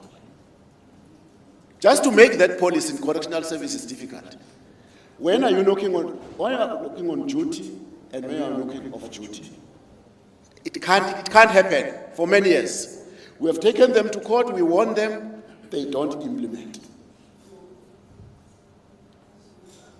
Another thing is, what we are pushing and we are succeeding on it is the promotion policy. On all budget vote speeches, we told that, ministers, a new minister complained about the front table of correctional service. It lacks female, let me say that. All the female you find in correctional service occupying top position came through lateral entry. Are people who did not make it in the local government, are people who did not make it in parliament. It's worse now. It's worse now. They are coming to correctional service in numbers because we have lost all metros. Lost of all metros, losing election. It's lost of jobs to politicians. And they will be streaming to correctional service to look for job. Because that is the dumping side of the government of South Africa. This is what we're saying about the new agenda. We want to be actively participating in the formulation of policies in that department. We want that department to have a creation like in the army and the police, called the Secretariat Department, that develop policies in that department. And we want to say, comrade, from now on there must be no prison, that is the new agenda, no prison that is called Grootvlei prison in Bloemfontein, but all prisons must be outside, in the periphery, in the farms, so that these workers, these prisoners could work and earn a salary to look after their families. It's a debate in COSATU because of the current situation of unemployment. But we say they've wronged the society. They can't sit down, shout rights. They must go and work. This government want to build houses. All SOEs are no longer bringing any profit for government. And government must establish new SOEs that build or manufacture building material so that this government could build houses for people. We also want, in a new agenda, comrade, correctional service must assist all those kids that have graduated from the University of Free State on agricultural science to be given a chance by Department of Correctional Service to gain practicals in the Department of Correctional Service, because those farmers are not going to give them practicals. To give practicals. And we have got farm prisons like Barberton, like others in Western Cape, and others here in Free State. They themselves must move from this thing, Oguti, government must give them money to feed prisoners.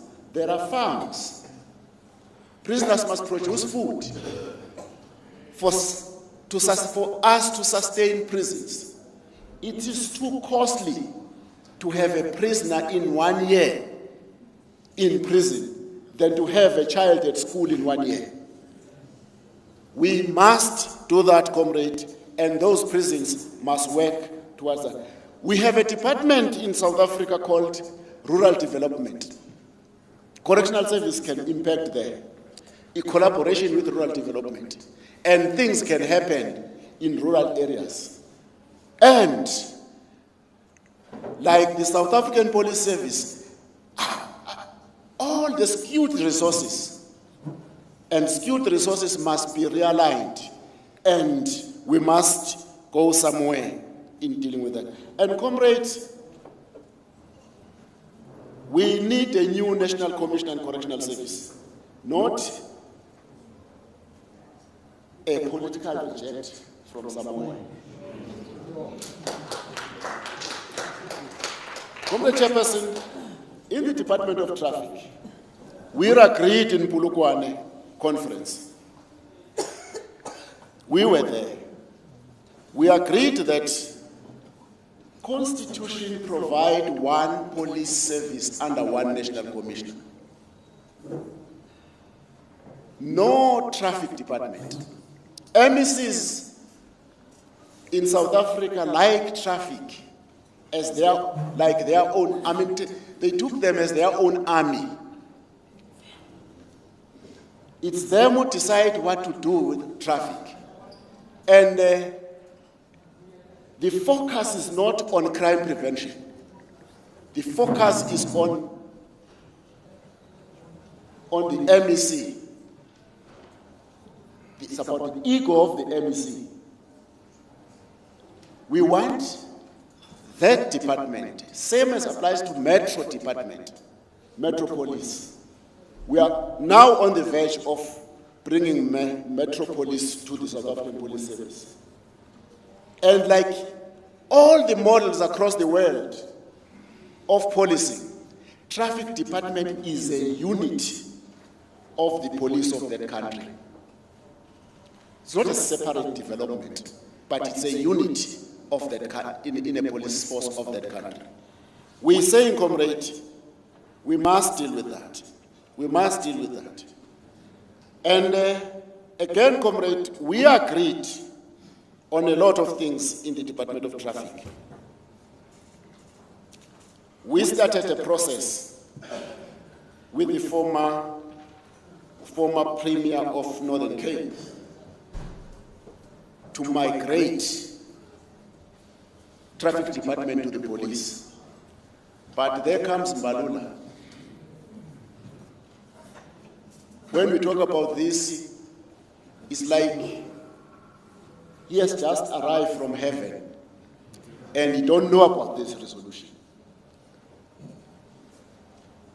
And comrade, we are back to square one with this comrade in as far as the Department of Traffic is concerned. And we are so worried that the direction that they are taking about the Department of Traffic, they want to privatize it. Because, remember, comrade, they have privatized the border policy. It's now a private entity. So our borders are going to be manned by private people. And that is what we have to fight for. As we say, comrade, we want to go to Parliament. Prepare yourself. Those are the things that we have to deal with. They have to be part of our memorandum. Resolution 2 of 2011, that we agreed upon that all public sector workers, be in correctional service and everywhere, they must be incorporated into those departments and be turned into police officers and correctional officers. It has not yet happened. We want to address those things and what we call deal and move and it does not need, comrade, a scientist to do that. It needs just creativity, simple creativity of a person.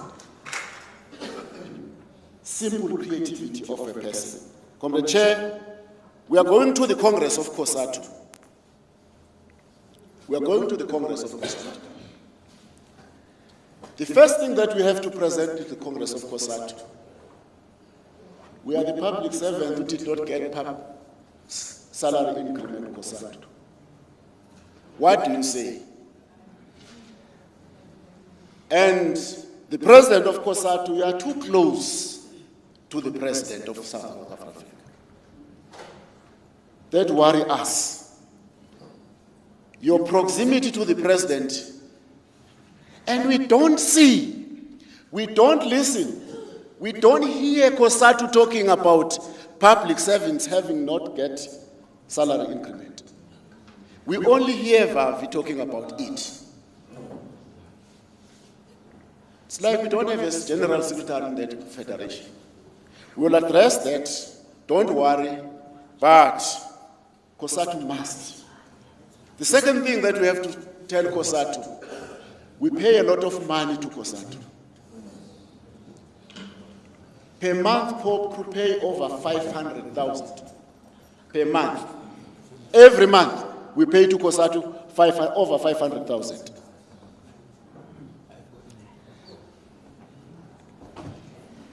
And we used to pay that amount, comrade, as we were fighting against apartheid. There was a project that we were dealing with. But now what are we dealing with? Therefore, COSATU have to emerge with service products that they sell to us as workers.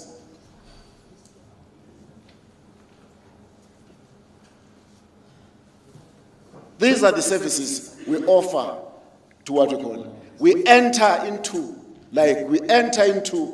the fray when workers, there is a stalemate between workers and what. No, COSATU don't do that. We are on our own.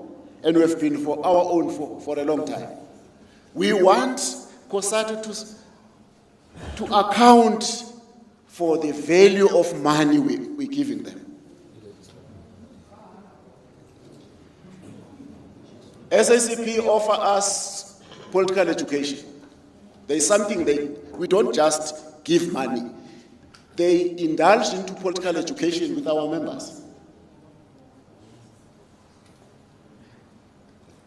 They participate in different campaigns. For the whole year, COSATU have never been in a campaign. What are you offering to us? We are going to the May Day. After paying this 500,000 this month, end of February, end of April, COSATU will come back again and say, we need buses to bus your members to the May Day.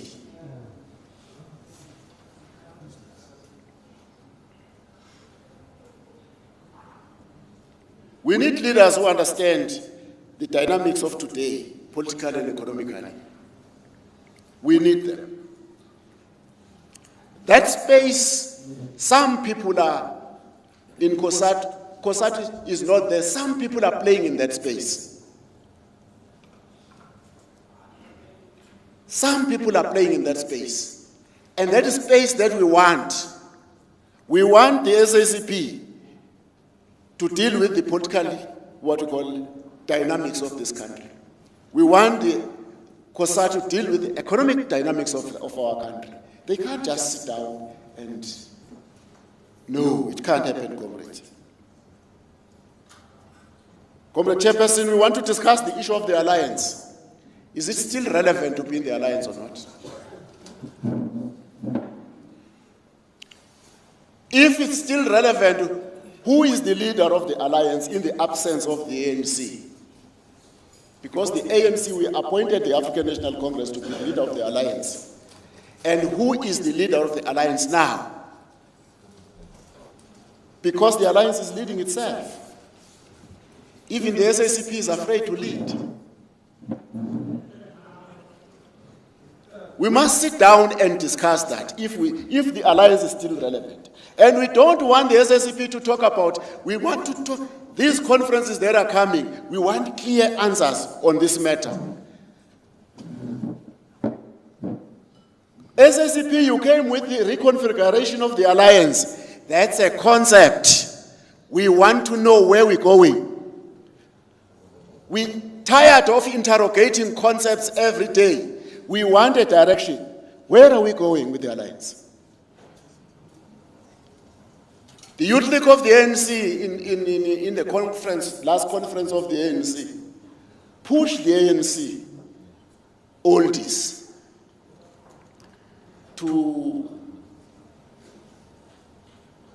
towards a direction of taking over this, embarking on the state power. And they dark that issue. But again, comrades, the SSCP, if it wants to be involved on the state power, there are things that they must tell us. Is the South African society well orientated on the issue of socialism and communism? Or issue of communism and socialism is only discussed at this level, but umam Cebekulu no mam Fukeng somewhere, they don't understand what we're talking about. But if they say they are ready for the state power, therefore they must climb down from government so that we could prepare this. We don't want a situation like it happened in one local government elections, where they make an attempt to grab the state power and they fail. SSCP did not fail, but we did not prepare for that eventuality. We want the SSCP to be very clear about this. No concepts now. We want the direction. Because they might come with the reconfiguration of the alliance to that direction. No, we must change it now to that direction. Time is going. We don't have the alliance leader. The leader of the alliance is dead. We've got the ANC that does not exist. The ANC that can't pay its own workers. We are going to the national conference. We don't even know who's going to prepare for the national conference. This conference that we have today was prepared by the staff. It did not prepare itself. So the SSCP must be very clear to us. I want to repeat, orientation of our society on socialism. Are we ready? Are they ready for that? If they are ready, please leave government offices. Let's come. And we will pay you salary. But we are not going to match. We are not going to match government. We are going to pay a salary to leave. We are not going to match government. Calm down. Calm down. Come, let's work towards that eventuality. That is what we're saying. We worried, comrade, about the shrinking of the industrial union, mining sector unions. And we need that to be analyzed. We need an economical analysis, comrade, as to why we have shrinking industrial unions. That means industries are not there. People are retrenched every day. And we need a very clean analysis from the SACP. And the Congress must also analyze that. We can't have an alliance, comrade, that work in silos. The SACP work on its own and whatever work on its own. We don't want sentimentalists. We don't want sentimentalists. We don't want that. We want people who will give us the direction as we what to call the ANC, comrade. And comrade, the SACP must wake up as the leader of workers politically. Must wake up. I think the most challenged member of the alliance is the South African Communist Party. We are the most challenged, comrade. We are the most challenged because Season Musa will ask Kuti, why is the ANC so divided? How did you assist? And we're saying these things, comrade, in this, what we call, we are an organization that don't go and talk outside. We are not those people who go and talk outside. We talk here. What did you do when the ANC becomes so fragmented and useless? Where are you? Are you also in line with those factions? If not, what are you doing?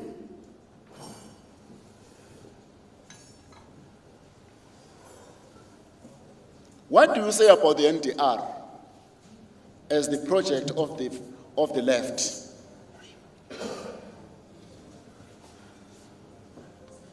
What do you say when workers are on the defensive, yet captains of industries are on the offensive?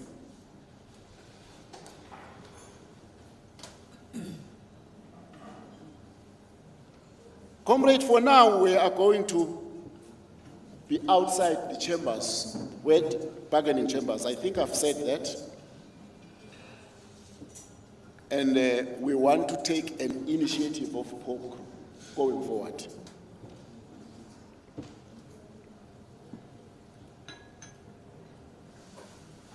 I don't think now, when we started this Congress as Comrade Chair, we have been saying we want to discuss this during salary negotiations, this floor crossing of SATU. Teachers have crossed the floor and stood with NEPTOSA and other people. And the teacher's secretary explained this thing to us as, you know, it's because those people don't understand. We don't understand the economy, that the economy is what the union. There are politicians that are going to talk about economy and development. There are politicians that must talk about inviting foreign direct investment in the country. Not us. We are the unions. It's not our job to do that. We are providing government services, and we want to be paid. We can't sit down and discuss and sympathize. We did not steal money.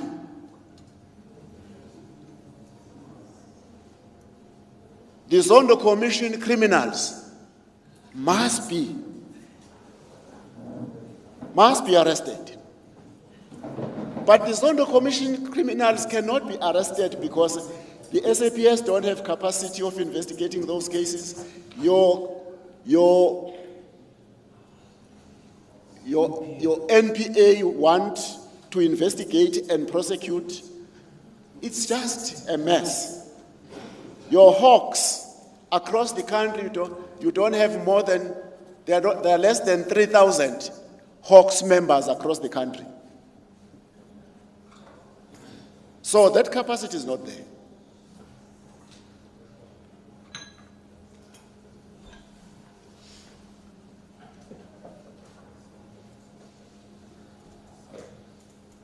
I think, comrade, it's important that I think it goes back to the SACP, the initiation of a serious discussion of workers' unity in South Africa.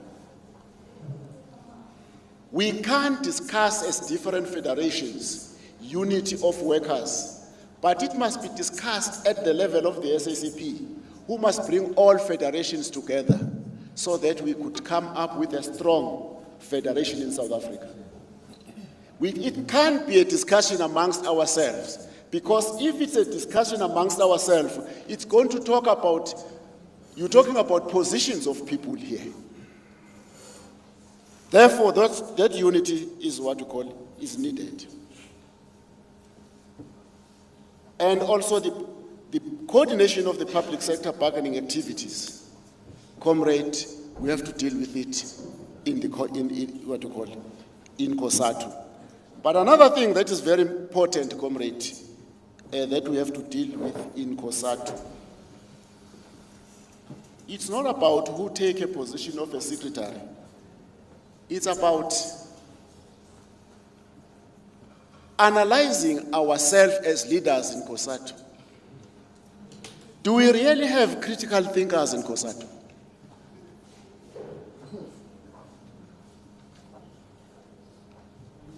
who could enable us to reach levels that we want. Does COSATU have, what do you call it? Does ANC still have critical thinkers? The only critical thinking comes from the SACP. But the SACP has bound itself by accepting positions in government. Yes. The critical thinking is there, but it can't get out of the trap.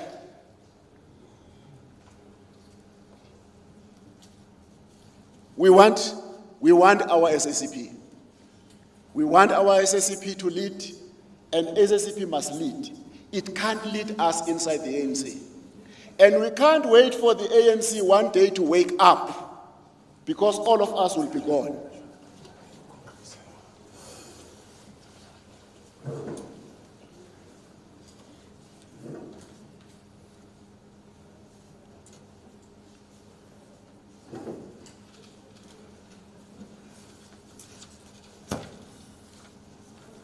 We have lost the metros, comrade. It's now in Gauteng, DA is in charge of all metros, supported by the EFF. DA is in charge of all metros. It's only this metro that have survived. Metro here in Bloemfontein. And the Buffalo City, yeah, but it survived. But all the metros are gone. And it's obvious now who is supporting the African National Congress, the rural people, the most neglected people. It's this province that come with 80% on election. It's Mpumalanga that come with 80%. It's Limpopo that come with 80%. It's Northwest that comes with 80%, to 70 to 80%. But the focus is on those metros. Yet you leave people who are supporting you and you're doing nothing. And to support a person I've gone to different rural areas. People in the rural areas don't want your small houses. They've got their houses. They want roads. They want electricity. And they want water. They don't want a lot of things. And they are so committed to the African National Congress. Because the understanding, political understanding, lies in the rural areas. About Tsibalai dropping, they change at any time, depending who cracks the whip. And comrades, we have lost the metros, and we have to work hard as we go to the, what you call. But remember, who is going to lead us going to the general election of 2024? Who is going to lead us? Right now, there is a discussion as to who is going to be the president of the country. But these people discuss as to who is going to be the president of the, but they've got no offices to discuss those things. They discuss it on the street. You heard the premier of Limpopo saying he's supporting the president, the current president, to be the president of the ANC in the future, what you call. But where did he discuss those discussions? Because they've got no offices.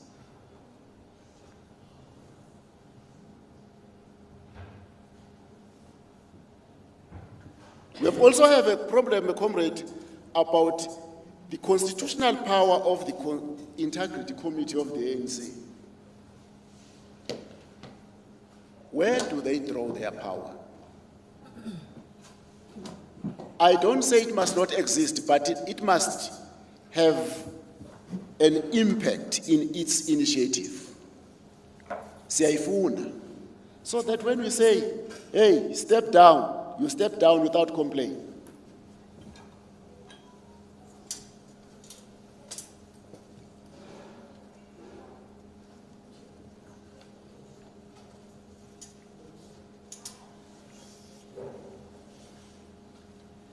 I wanted to be here, comrades, SACP, when you talk about Russia and Ukraine. I wanted to be here. Unfortunately, I was not here.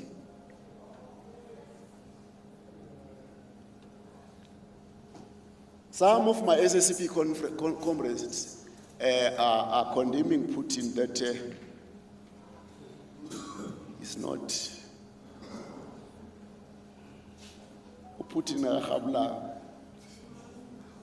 but Atama command is Putin. And comrades, some comrades blame Putin for that, for what he's doing. But there's one thing, comrade, it's not principle. It's not based on any, but it's based on what is happening. We're tired of being bullied by America. We're tired, comrade. At least somebody raised his hand and say, I'm still here. We're tired of being bullied by America. And comrades, you hear all countries, west part of it, you hear Kenya talking about attacking the sovereignty of Ukraine. But the president of Kenya, I think he was failed by his history. Maybe started, he was not like me, who studied history. Because I studied history because I was not good. So maybe studied science. Or maybe did economics. But economics would have introduced him to this reality if he did economics. Maybe he did science. He's a scientist. He's not supposed to lead the country. He's supposed to be an engineer somewhere. The sovereignty of Ukraine, comrade, we all understand it and where it comes from. And the Ukrainians also understand that.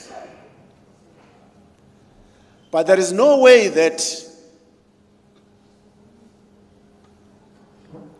it does not work here in South Africa when you go to Mpumalanga. It's like when you go here to Lesotho. As you go to Lesotho, people talk Sesotho. And people in Lesotho talk Lesotho. And the law has failed to recognize that sovereignty of Lesotho. Because you can't separate people. You can't separate Mtaung and another Mtaung. It's impossible. The language people that they talk is the same. But above that, I look at the opportunism of America when it wants to talk about the sovereignty of a particular country, Ukraine. But it failed to recognize the sovereignty of Cuba. It has a big prison in Cuba where they commit all sorts of activities that are against human rights. Things that they can't do in their own country, they do it in Cuba. What about sovereignty of Cuba? They talk about sovereignty of Ukraine. We support Putin. We support Putin, comrade. We so wish he continue. We're tired of being bullied by that. What happened to Iraq? What happened to Libya? What happened to Venezuela? What happened to Syria? What happened to Turkey? I don't know how are these Western allies thinking when America says something, whether it's wrong or not, there is a difference of understanding of the truth between us and them. Western allies, anything is true when it's said by America. Whether America is wrong or not, America have said it, we follow. Britain, well, what about the sovereignty of Ireland? What about the sovereignty of Scotland? All those things, comrade, they forget about them. It's with them, but they want to talk about Ukraine because it suits them. And comrade, on that, today I'm only going to talk about Ukraine. And Ukraine, comrade, must subject itself to what Putin is saying. And that country will never be occupied by North Atlantic Treaty Organization forces. Never. And we support that man. Comrade Chair, I think we had a discussion in this Congress. And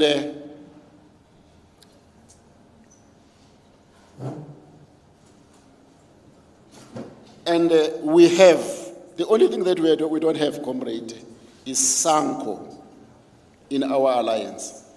Unfortunately, we don't know their offices.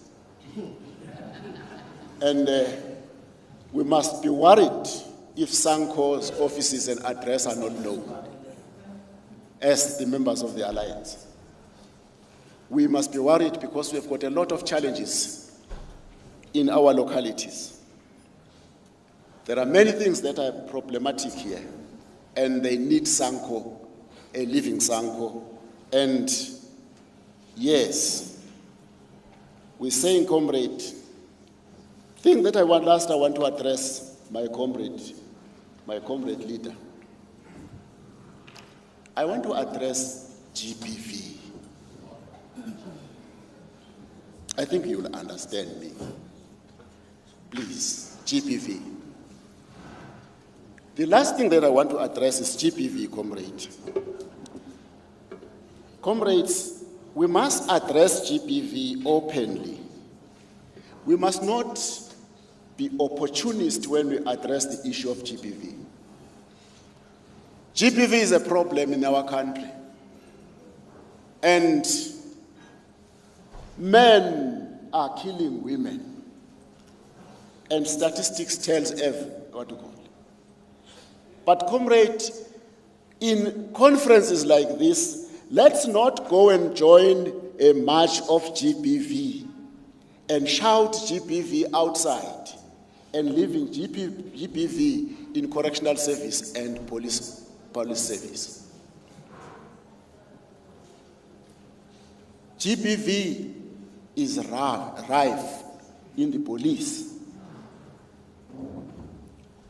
We represent workers every day, females that after a sexual advancement that failed by the manager, therefore, this person must be transferred. This lady must be subjected to all sorts of, of treatment. And comrades, we want the leadership in the SAPS to talk about this. GBV. We arrest people for committing GBV, but we are the most activists at GBV. Tina Mapoise. The activist of GBV in correctional services. Comrades. We don't talk about that. We must talk about it. Inside, we don't have structures that talk about GBV. We don't have women structures that talk about GBV because it's only them who can lead this campaign and be joined by us because we are the perpetrators. GBV. We must talk about GBV. We must talk about GBV because a lot of, there is a worker, I was listening to Comrade Eli in Virginia. He was working with the Hawks, for the Hawks. And she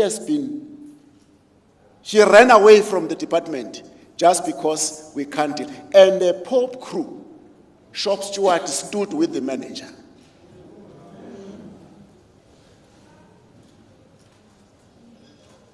No, let's deal with this thing civilly, withdraw this case and blah, blah, blah. No, comrades. A member, a shop steward of Popcru don't support anything that relates to GBV. But also call you. I'm pleading with you, comrade. Advise these young children that come from college. They come from college with nice uniform, with figure, and they become victims of these people. Advise them that immediately when she lands, she must start to build her career. We need those departments. Cut some departments that are of no use. Like what is this thing?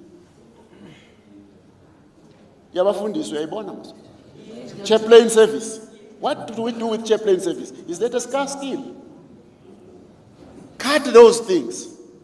Cut legal service. Let's start from there downward. We must have those departments that advise these kids when they arrive. You come here with your nice figure. Next 6 months, there is another one with another figure. You gradually shifted. The figure depreciates. And you will feel used each and every time when you look back. And please, those managers, comrade, let them take their cars and let them go to Department of Health and meet other managers. Why are they playing games with kids?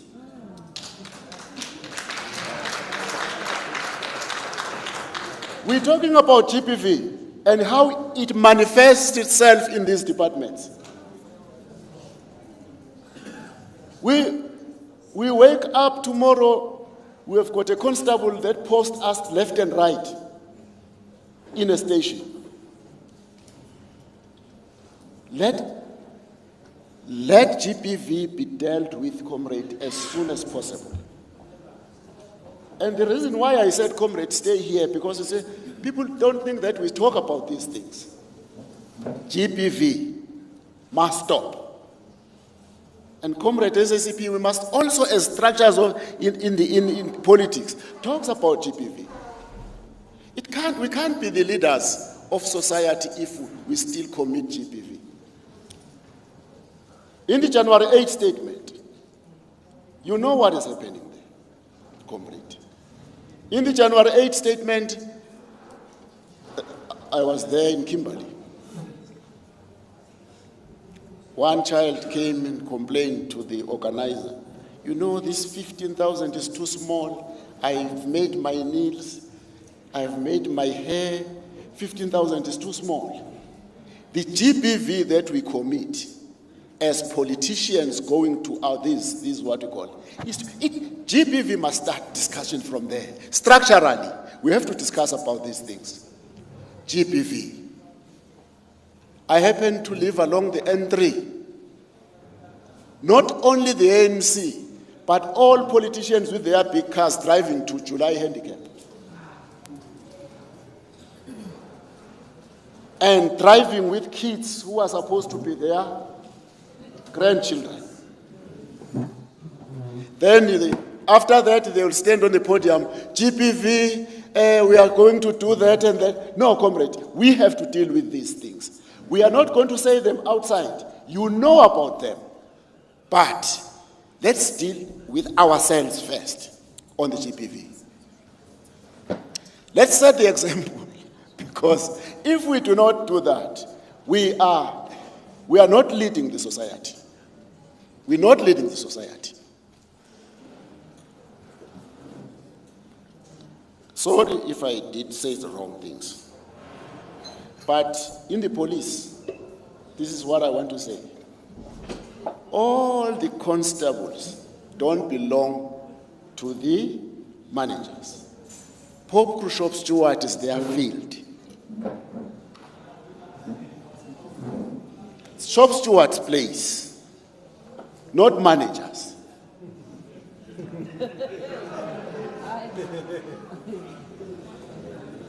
As shop stewards, don't fight with our shop stewards. It's our shop stewards' terrain.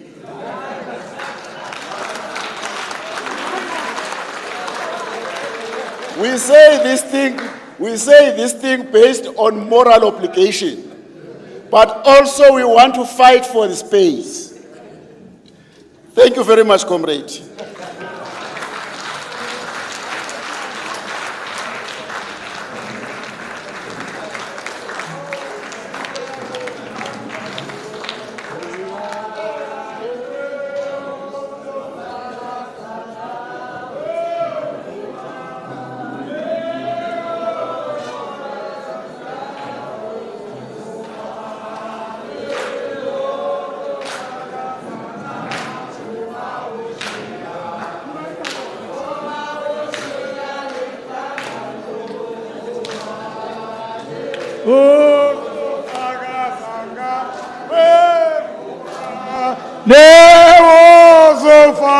Sanga we kuba Neo faga sanga we maoshe ya maoshe ale tangando obane ozo faga sanga we kuba Neo faga sanga we kuba Nehozo fagazanga we maoshe ya maoshe alentangano oba nehozo fagazanga we guba nehozo fagazanga we so fagazanga we maoshe ya Asealon Sagano, Kubane, Ozo Fagazanga, Wemua, Neozo Fagazanga, We, Ovane, Ozo Fagazanga, We Maoseya, Asealon Sagano, Kubane, Ozo Fagasanga, Weye, Kubane, Ozo Fagasanga, Oba,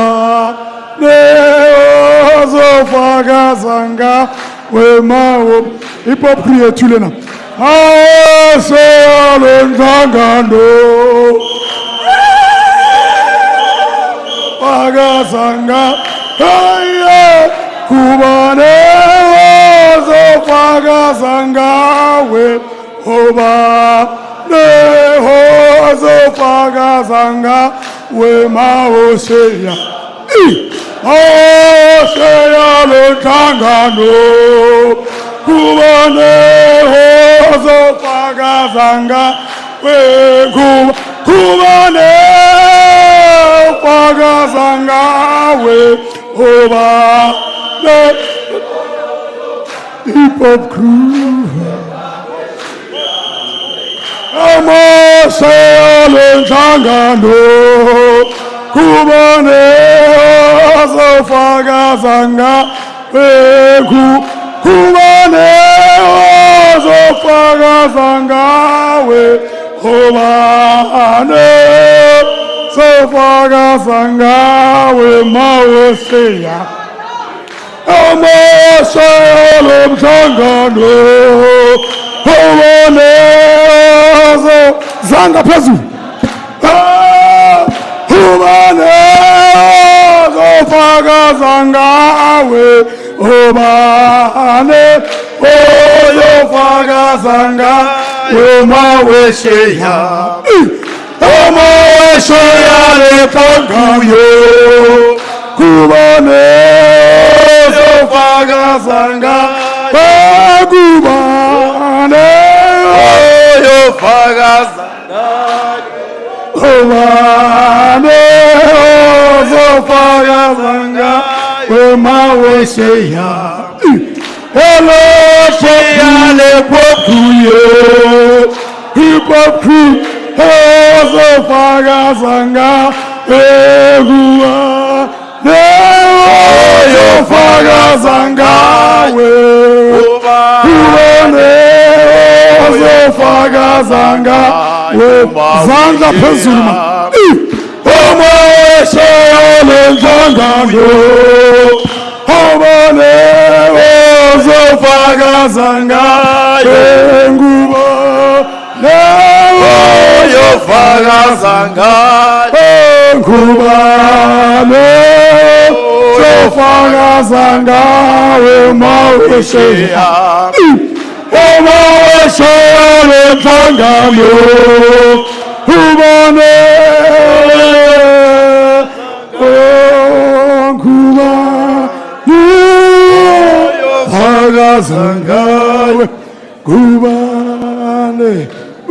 Popcru fever. Amandla. Awe, true.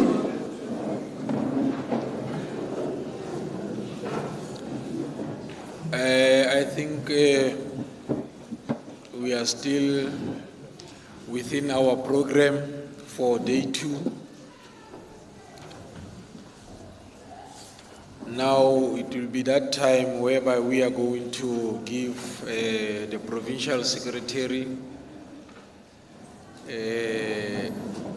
to give us the report that are going to also set the tone in terms of our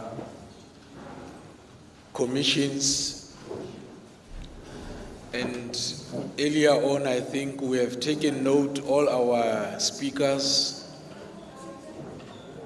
so that when we get into the commissions, our contribution there should talk to what our speakers have also sponsored in terms of their presentations. And immediately after the report of the provincial secretary, she will also outline the process that is going to be undertaken in terms of the commissions and the venues for the commissions where are going to be held. And she will also indicate the timelines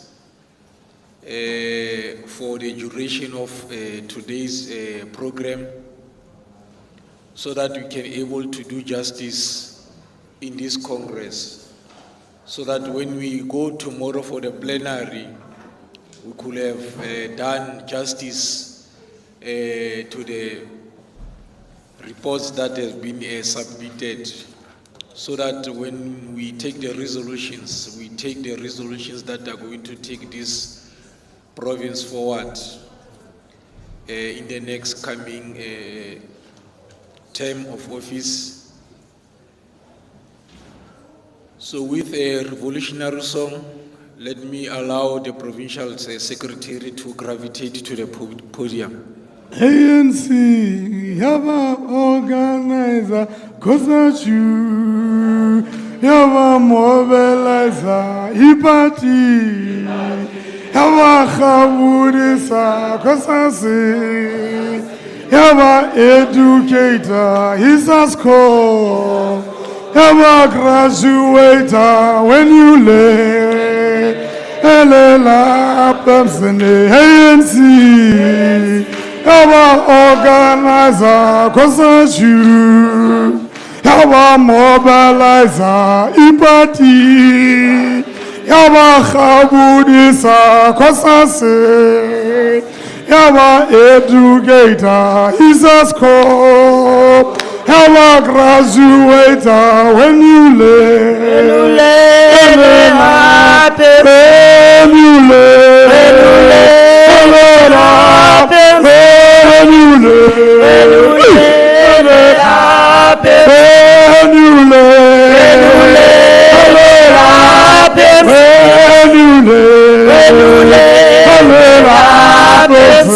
ANC. Yawa organizer, kosa ju. Yawa mobilizer, ipati. Yawa khaboresa, kosa se. Yawa educator, isasko. Yawa graduator, when you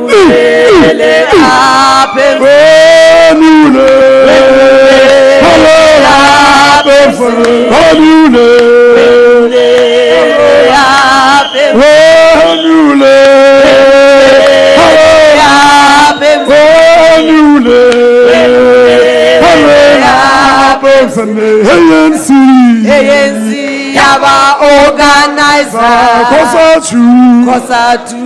Yaba mobilizer, ipati. Yawa khabudisa, kosa se. Yawa educator, isasko. Yawa graduator, when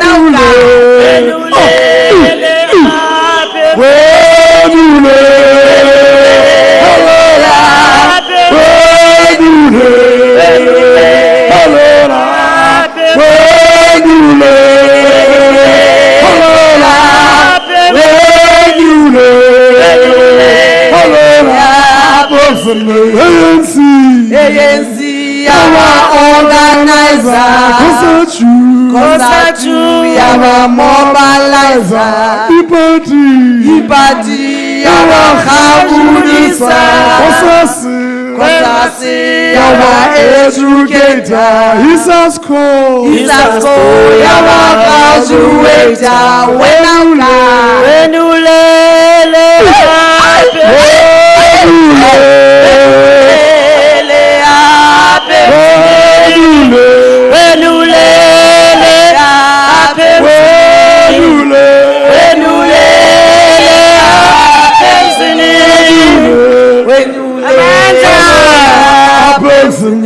Amandla, hi hule Popcru, hi hule, halala Freestata, halala Freestata, halala.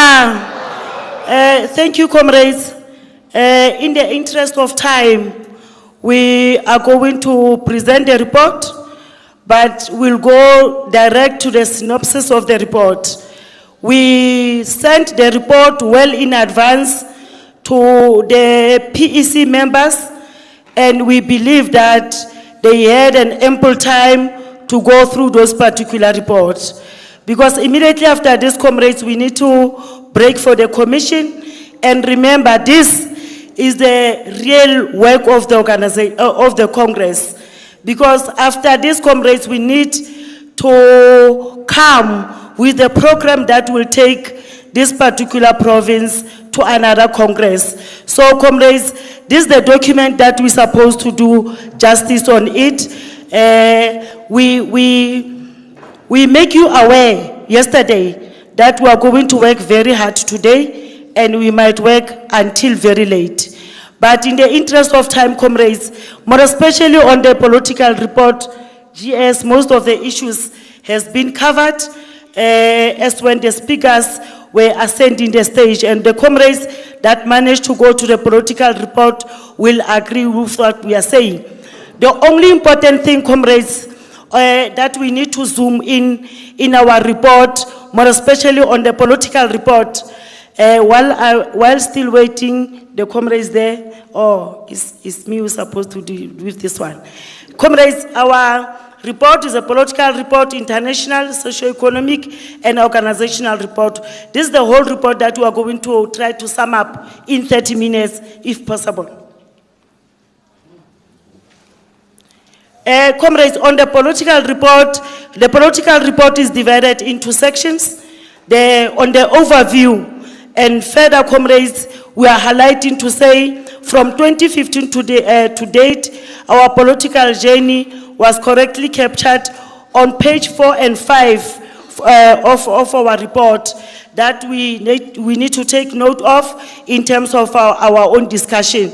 But it's very important, comrades, just to mention this one, to say, moving from 2015 to date, it is imperative to high point of the political and organizational landscape, nationally and provincially. Further to report that will note that political trials with the success, it is important to highlight that moving from 2015 comrades will still remember that we're surrounded by a dark cloud of racism, which was observed in the University of Free State. And comrades will remember in 2016 March, we also, when we deal with the issue of celebration of human rights, we touch on that particular matter. We are not going to waste time.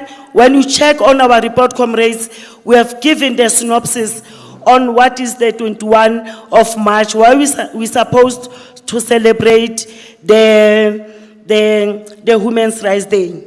We are not going to touch to that, comrades. What is important, comrades, when you go to page 6 and 7 of our report, 8 to 28, sorry for that, we have captured the Popcru political journey. It's very important, comrades, to zoom into that particular space and reflect on the following affiliation to Congress of South African Trade Union. And I think our president has touched on that one, and to say what is that COSATU is doing to us. And we need to talk to these particular matters as when we are preparing to go to COSATU Congress in September. Comrades were also highlighting the issue of Popcru consciousness about international. We know, comrades, our interest. That's why even today we are affiliating to WAF2, comrades. Those are the reports that we still in the book. And we are saying, comrade, we will continue to sharpen our political consciousness. And is there, comrade, other aspects are there in terms of interrelated political development, Popcru moving forward politically, deterioration of relationship within the alliance, and most of our speakers have touched on that particular matter, comrades, more especially on the challenges that we have faced in our province, in Free State.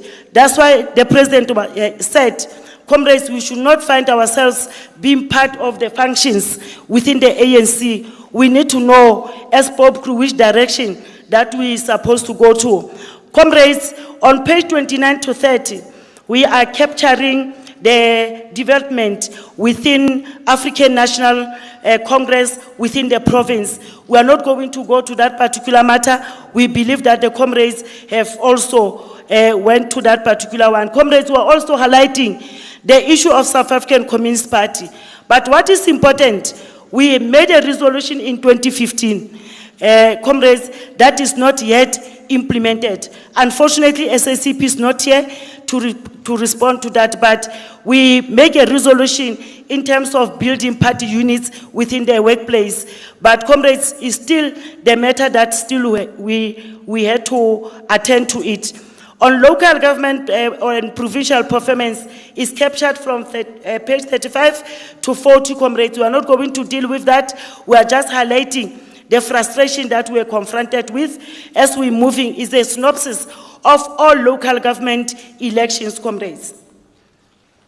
On page 41 to 50, we are reflecting on the national elections. Comrades, our observation is correctly reflect on page 43 on our political report.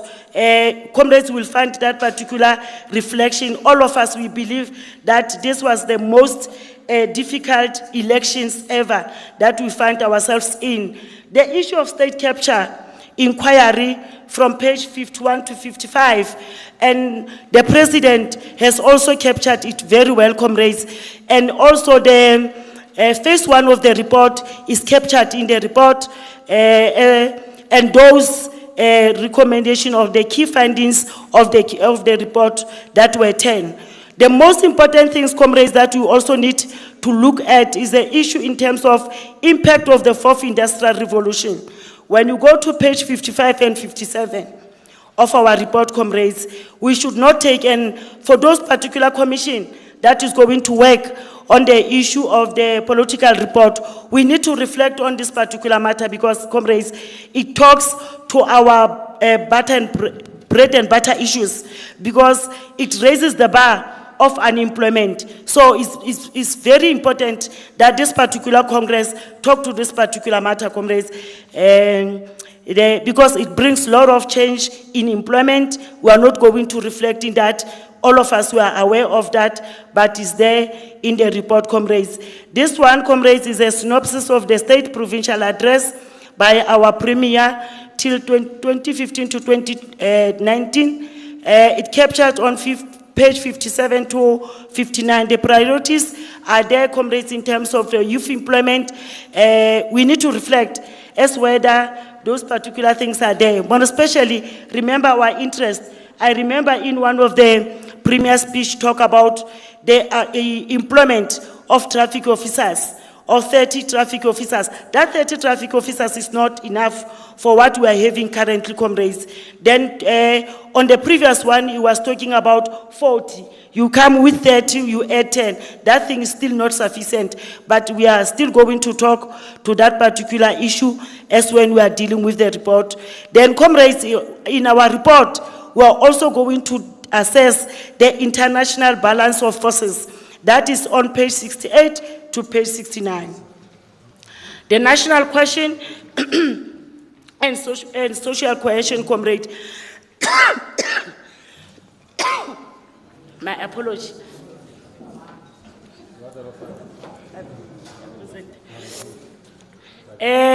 Comrades, the national question and social cohesion,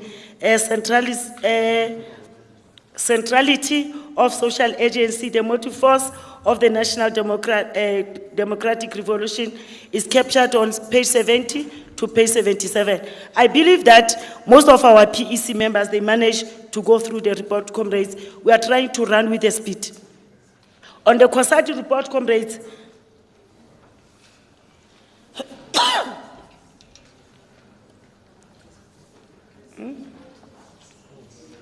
no, should I relax? All right. Should I relax a little bit? All right. No, okay, we are going to work until 2 in the morning, eh? I kill comrades. Thank you. Comrades, on COSATU report, we are giving the reflection of performance of COSATU, the constitutional structure meeting, the May Day analysis, and COSATU Provincial Congress analysis. When you go to page 81 to 87, we are reflecting on the 13th National Congress of COSATU. And comrades were there. We understand the resolutions that were taken in that particular Congress. And the context, comrades, is very important of the COSATU 13th National Congress. On the socio-economic section, when you go, comrades, to page 87 to 124, we are reflecting on issue of impact of COVID-19 towards the organization. When you talk about impact of COVID-19 towards the economy, we also need to talk to us to say how is this particular impact to the organization? How are we going to survive, comrades?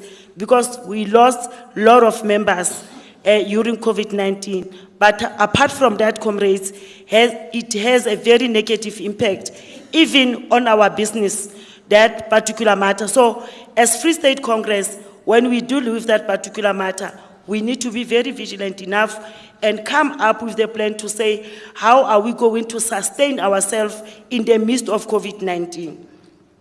Effect of the ANC policies in transforming the society, comrades, is whereby we are analyzing the gear, the RDP, all those particular economic policies, comrades.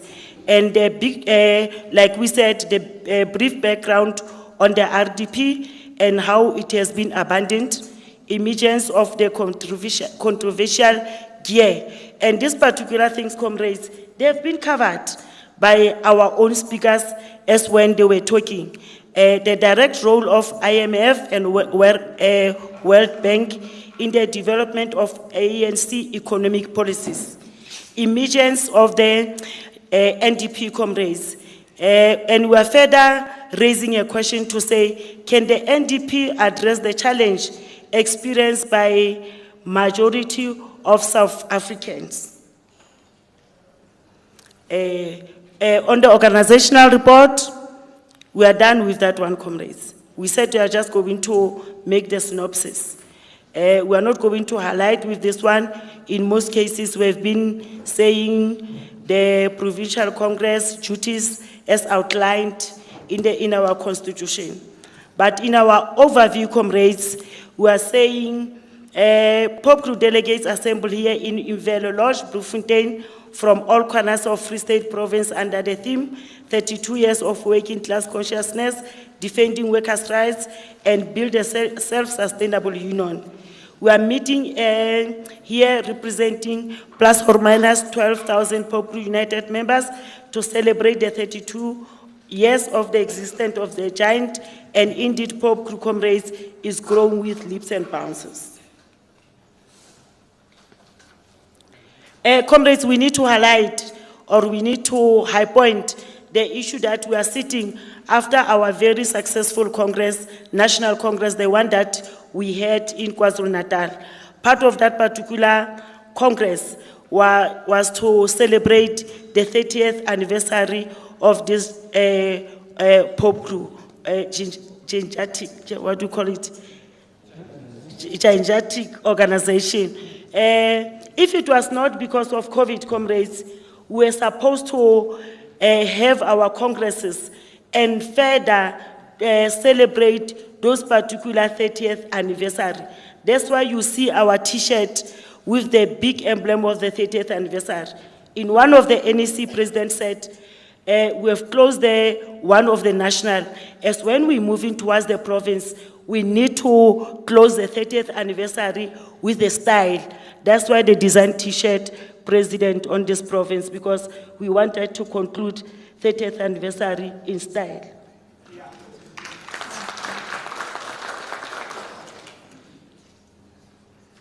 Amongst the issue of the Congress that dealt with, comrades, it was the strategy of 2019 to 2023, and the issue of constitutional amendments, together with the document that talks to the organizational renewal. And comrades, part of it is there in the report. Let's zoom in that particular document so that we know exactly to say how are we going to build our own Popcru. We need to reflect, comrades, to say, moving from 2015 to 2022, it was not an easy journey. It was not an easy journey, comrades, like in any organization. We were confronted with a lot of challenges. The emergence of other unions within us. But it's not for the first time, and it was not only Popcru that was confronted with that particular matter, comrades. But it's very important for us to highlight, to say these are the part of things that we come across with, comrades. And we are also saying, comrades, from 2015 until to date, we have lost a lot of us. Some because of illness, some because of car accident, because of a lot of things. And comrades, this particular report is also dedicated to all those particular comrades that are there. We have mentioned them in the report. And some of them, their pictures are there, and we are saying, may their soul rest in peace. Because we are further lowering our flag, comrades, to say, let their spirit rest in power. Comrades, page 10 to 13 of the report provide the Congress with a brief history of those that were in leadership for those particular period. You'll see when you go to that particular Congress, it's just for noting, because those are the things that happens in between the Congress. It's just for us to note what happens for those comrades, Makaban. The reflection of this report covers the most important matters, comrades, is the development of the post-8 Provincial Congress and National Congress, the issue in terms of change in provincial leadership, performance of the provincial structures and the substructures, summary on the organizational strategy, and organizational strides, comrades. We can't leave that behind. from 2015 till to date. Comrades, part of the report in terms of the changes in leadership is for the Congress to note. Remember, part of this particular Congress is to deal with the strategic issues. But moving from 2015 to now, we also need to reflect what happens in terms of the issue of the leadership. Comrades, we are also reflecting on the issue of the state of the locals and the institutions. And the report are also there on our document that talks to the assessment of our function of the constitutional structures. I've highlighted to that, but more on the issue, comrades, that affects our own local. We further acknowledge the fact that we are still confronted with lack of resources, such as offices, computers. We are confronted with the predicaments, comrades, in managing locals and institutional information. Most of the time, this is most of the things that we are struggling about, because today you are the local secretary, you don't have an office, or let me just make a classical example. You go to local shop-steward council. When you go to that particular local shop-steward council, doesn't have minutes of the previous meeting. It's a problem. We need to talk to that. And we are further saying, providing an advice to say, comrades, we have pieces of agreements within the department. Let's try to utilize those particular resources effectively where we can, more especially in terms of managing our own information or safekeeping of all those particular documents, comrades. We are raising the issue in terms of the functioning of the institutions. Functioning of the institutions vary from one to another. Since 2015 to date, comrades, other institutions from other locals are doing outstanding work, whereas others are dragging their feet to perform the work of the union. Remember, non-active institutional shop-steward result to non-participative membership is very important. If you are a shop-steward and you are not very active, comrades, that will result to non-participative membership. And if you are having non-participative membership, we'll only have people that are going to pay their subscription, but at the end of the day, they are not going to participate in the organization. But we need to raise this particular concern. But one, Ntabeleng is a little bit happy today. We see some of the female comrades, but it is a problem that the participation of our female comrades within the organization is worrying. And it's something that we need to talk to that and also check to say, how are we going to improve on that particular matter? Comrades, the report of each local since 2015 to date is there from page 21 to page 30 for Congress noting and check the challenges in terms of how are we going to deal with those particular issues. Comrades, remember, some of the things that we are going to deal with, we are still going to incorporate them to our own resolutions, because part of the Congress, we need to emerge with the resolutions. Like when you talk about the issue of the local and the institution, we've got a resolution previously that talks to building the locals and building the institution. So it's upon the commission that is going to deal with that particular matter to address that particular resolution within the province. Comrades, here we are just providing with the progress report on program of action.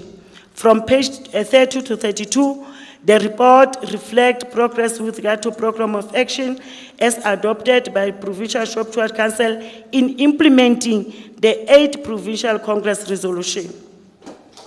Congress attention should be more on the outstanding. Comrades, we have done well. In some aspect, we didn't do well. And they are there, comrades. Our success are there. Our challenges are also covered in the report.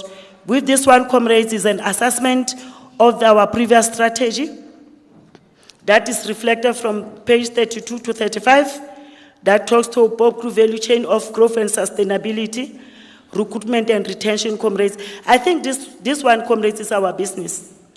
And we are expecting the report that the commission that is going to deal with the organizational report to come very strong on the issue of the value chain of growth and sustainability and the recruitment and retention of our own members. When you look on our stats in terms of assessment of membership growth, comrades, it's not good. It's not good.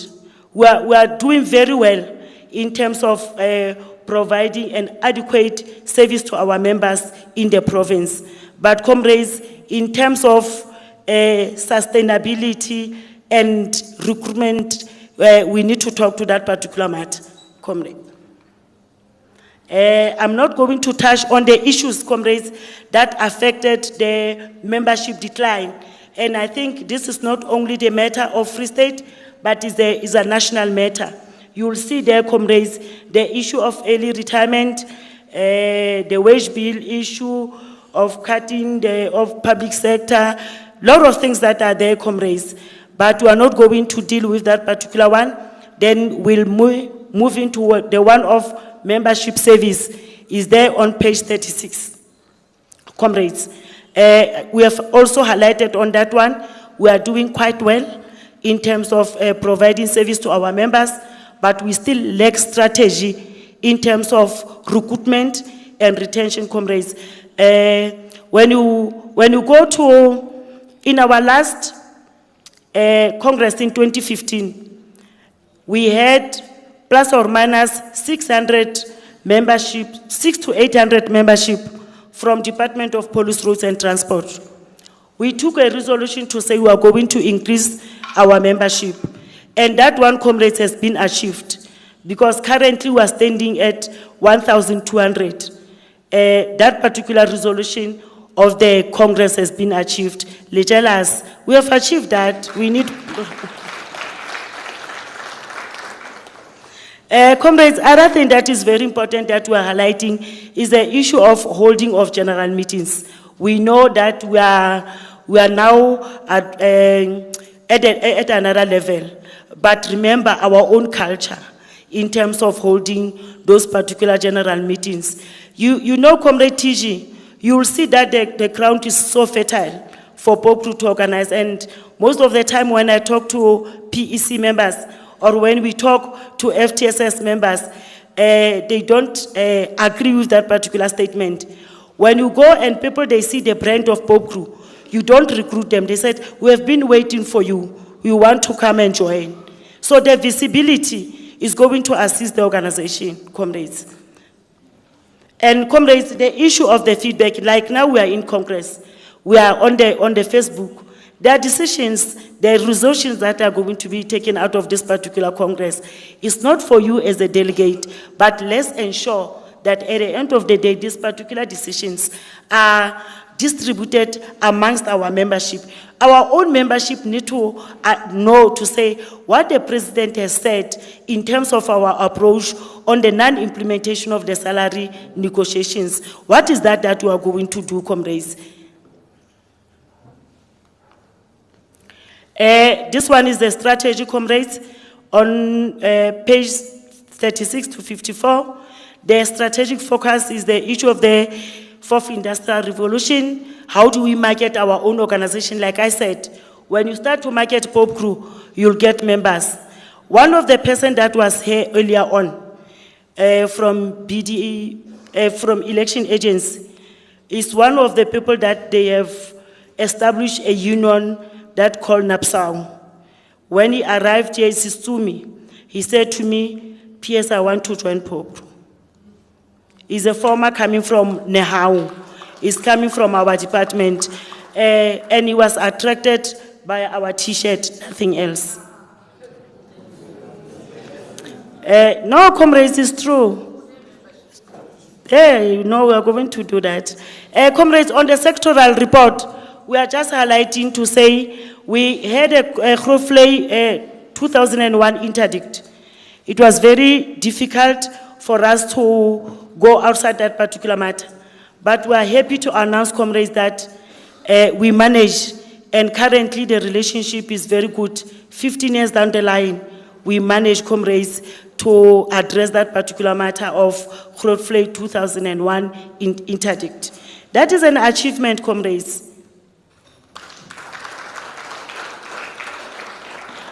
The Congress resolution on the immediate removal of the regional commissioner is still the problem, but we hope that the Commission will reflect on that. We'll be able to come up with some other means to say how are we going to address that. Comrades, we are not going to touch on the relationship built by objective. The information is there.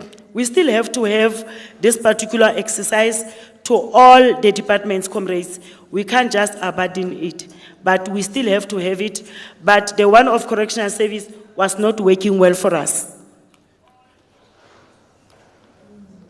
The South African police, comrades, the challenges are there. The provincial chairperson has raised some of the challenges, but what we need also to report to say, finally, the monster, the Deputy Provincial Commissioner of HRU, we managed at the end of the day that that particular person was shifted and automatically he has just resigned from employment. It's an achievement, comrades, out of the task that was given to the provincial leadership from 2015.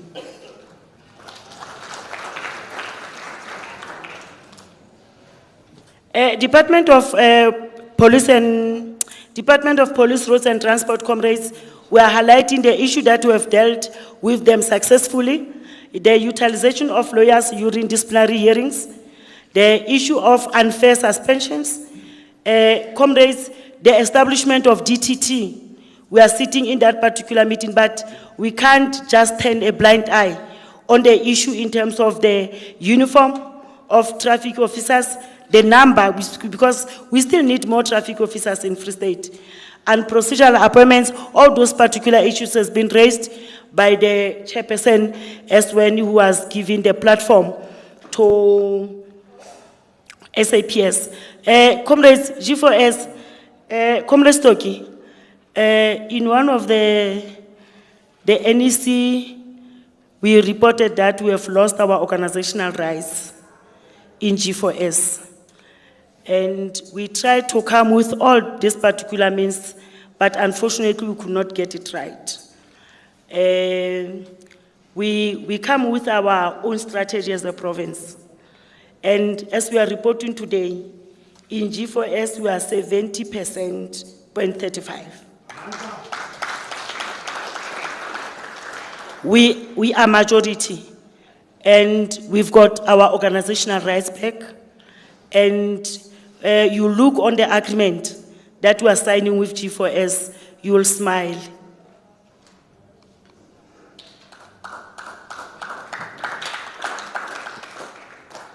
The synopsis, comrades, on the provincial collective bargain, more especially on the one of SSBC, is there on page 61 to 65.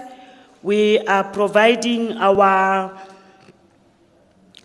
participation and what is that we are doing. And comrades, don't allow any other person to mislead you outside. In the SSBC, and I think nationally, Popcru is the one that will always come with the position paper. And this union, it will always say, we agree with sister union. But immediately when we are busy engaging, they will send SMS out, and most of the time our members will get so confused. And when you check, comrades, most of the achievements that are there, believe me, go and search for the minutes nationally and in all the provinces. You can't either come closer to any position paper that has been prepared by SAP. We are not going to talk to that, comrades. This one, comrades, is a DCS, Regional Labour Forum. We are so frustrated. But the problem is the issue of management within the DCS. They don't look eye to each other. So these particular meetings, comrades, are not sitting, and most of the time are postponed. but it's something that we still have to work on it, because at the end of the day, comrades, we need to continue to represent the interest of our own members. We can't say we'll every time have the bilateral meetings with management. At certain points, we need to sit in those particular meetings. The DTT1, comrades, is the initiative of Popcru, the one that is sitting, and we are currently initiating. It's something that is work in progress on the one of the district. It's our own baby. We achieved that in the Department of Police, Roads and Transport, to say we can have the DTT structure, though at the district level, we don't have any other structure to address the issue of the workers. On the PSBC and GPSBC, there is this particular matter that is frustrating us, Comrade Stocky. We are only organizing in Police, Roads and Transport. PSA is organizing in all the departments. And in Police, Roads and Transport, we are majority union. And PSA, they have that less number. But ordinarily, and it's something that we need to look at as when you go to collective bargaining again. The PSA is the PSA, if in the absence of the PSA, you can't just continue the DTT, because they don't take the departmental membership, they consider the provincial membership. And how na really at the same level, unless we zoom into that particular space like the PSA is doing. This is a serious matter that needs to be addressed. Comrades, with this one, we are not going to engage, but for that particular comrades that are going to deal with the matter, please let's deal with it in terms of development on legislative framework. Comrades, we are also preparing for the collective bargaining. And the PEC that is sitting here and the shop steward are aware that the inputs that time and again are needed so that we prepare for that particular meeting. There are development in terms of legislative framework. We need also, comrades, to talk to the issue of the South African Police Service Amendment Bill, the Firearm Amendment Bill, and Comrade Stocky is still waiting for those particular inputs. We are behind, but we'll say it was because of the Congress. Then after the Congress, we'll be able to submit. Comrades, those are the things that we need to look at. Those will be able to assist us in moving towards the collective bargaining, in navigating towards the department, comrades. The transformation within the sector is there on page 71, comrades, to say, how do we navigate to that particular issue, comrades? We know that in Popcru, we've got a document that talks to the ideal police, ideal correctional service that we want to see within our country. The traffic, comrades, the issue of the private security is also there. Comrades, the last part of our report talks to the collective agreements that has been concluded nationally. And we are in the process to review or to make those particular policies, comrades, to suit the interest of the workers. So, comrades, as when we are going to deal with all those particular issues, we are requesting the comrades to do justice in that particular document. I think I've managed to address in 30 minutes. Like I said, I will do it in 30 minutes. The GS is here. It's not easy, comrades. I can't just go beyond. We're just going to outline the issue in terms of the commissions.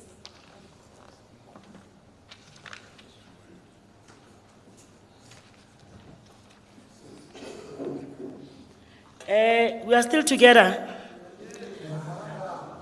We are not together. Amanda, thank you. Thank you. Comrades, we are going to work until late because tomorrow, we've got a very limited time tomorrow, and we're supposed to finalize all the work of the Congress before we go to another part of Friday. Comrades, we are going to have the 3 commission.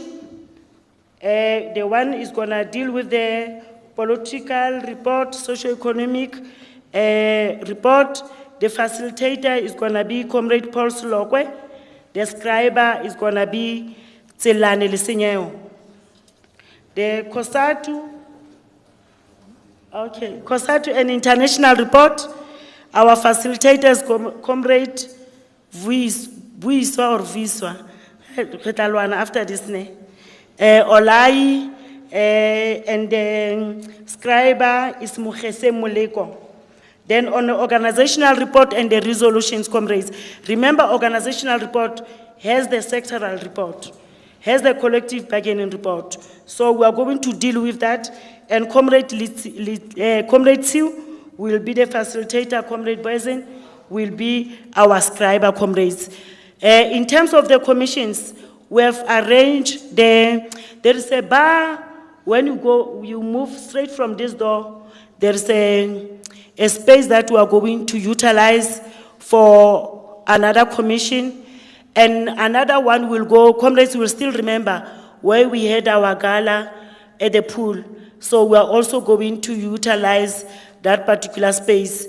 And the last space that we are going to use is the one where we're doing our registration. So the comrades, we have shared the names of the comrades that are going to participate in those particular commissions. Will be there, comrades, marking the register to ensure that all of us we are participating, because that's the platform where we'll be able to engage so that tomorrow we present the final product of that particular engagement. Amandla, hi hule Popcru, hi hule.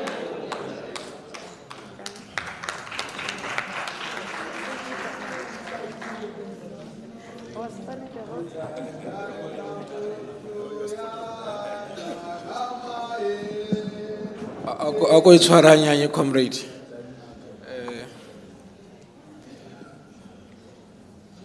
I think the issue of commissions has been outlined. However, PS, after the consultation with the GS, we advised that because of time, this is how we are going to deal with the business of the commission. All the commissions will assemble where they have been allocated the rooms for them to have their discussion there. And then, as from now, when we adjourn here from this arena, you go to your respective commissions, and then we are going to outline the approach that we are going to take in terms of how the commissions are going to do their business. And immediately after that, by 7:30, the dinner will be served up until 9 o'clock, because they have to close at 9 o'clock.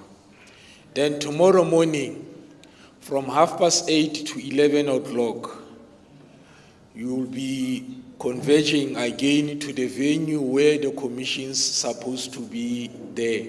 You will be dealing with the business of the commissions. By 11 o'clock, you come here for the plenary. Is it fine? Is it fine? Or should we continue?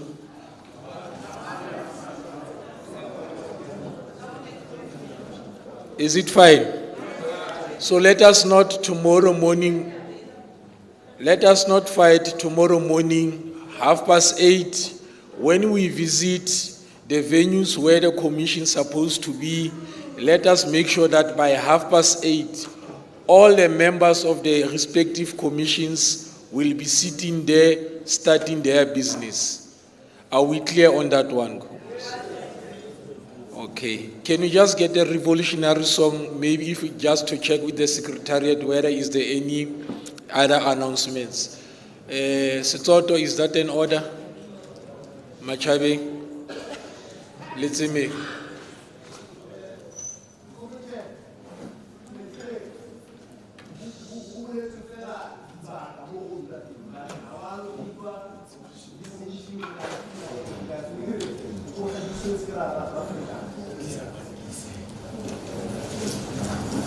Okay.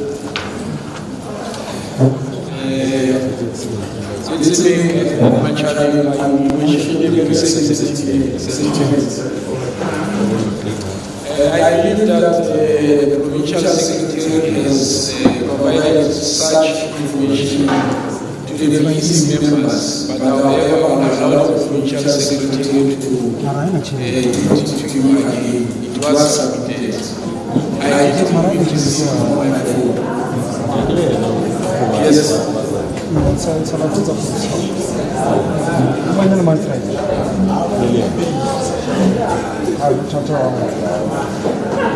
Commission on the political report will go to the next bar when we go from this door straight. I'm not good in terms of directions. The COSATU and international, you will go to the place where we have done our registration. Organizational report, you'll just go next to the pool. Don't fall in the pool, just go next to the pool. Thank you.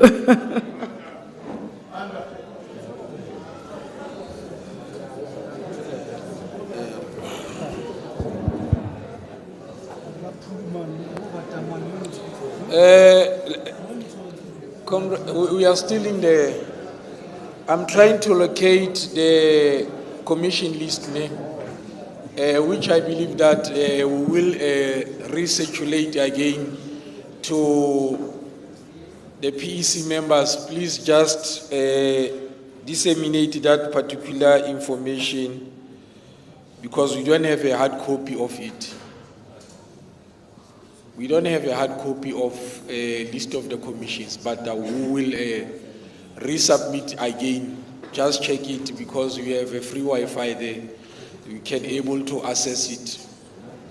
Let me also give the opportunity again to the provincial treasurer just to indicate the guests that have arrived during the process of day 2 of our Congress.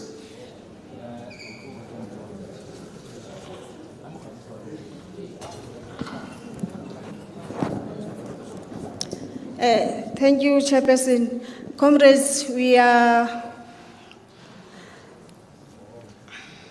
joined by the former Provincial Secretary of Eastern Cape, who is currently the CEO of Popcru Group of Companies, Comrade Dia.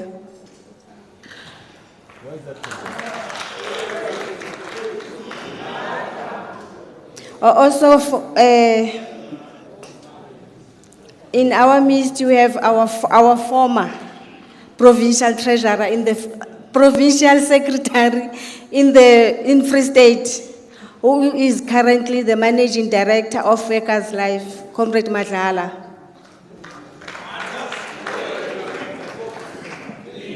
Thank you, Chairperson.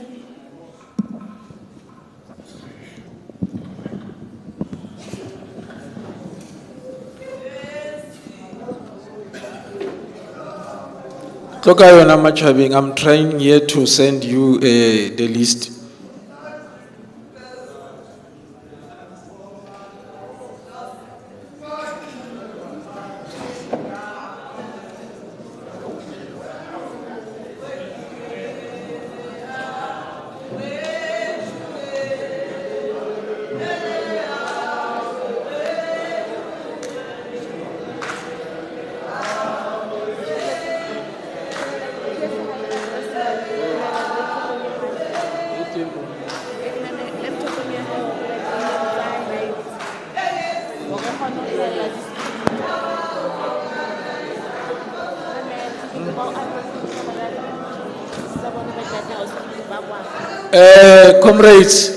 Comrades, Can we be in order, please? As I said, I'm going to check. I have already sent it now. There is also a lost and found goggles. You just come and collect them here. And earlier on in the morning, remember we have requested that your room keys must be submitted at the reception. Your keys are ready after the housekeeping at the reception, where you will just go there and just collect your keys. And then on the screen you can see now the list of names as per commission. On Commission 1, on Political and Socio-Economic Report, whereby the facilitator is Comrade Paul Siloko, the scriber is Comrade Tsilane Lesinyeo, and then you can just check your name. It will just be moved slowly so that we can see in which commission do we belong. And at the same time also, just check your WhatsApp. In the group, the list is also attached there. For easy reference.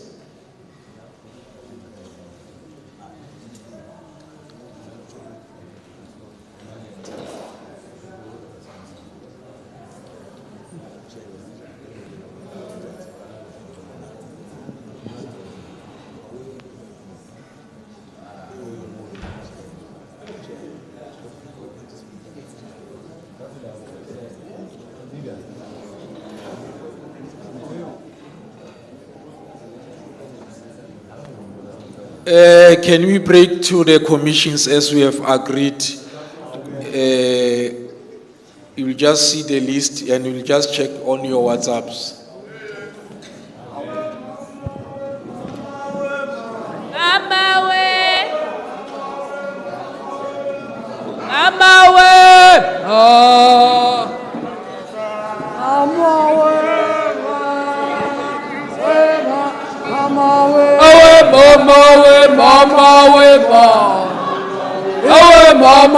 Mama,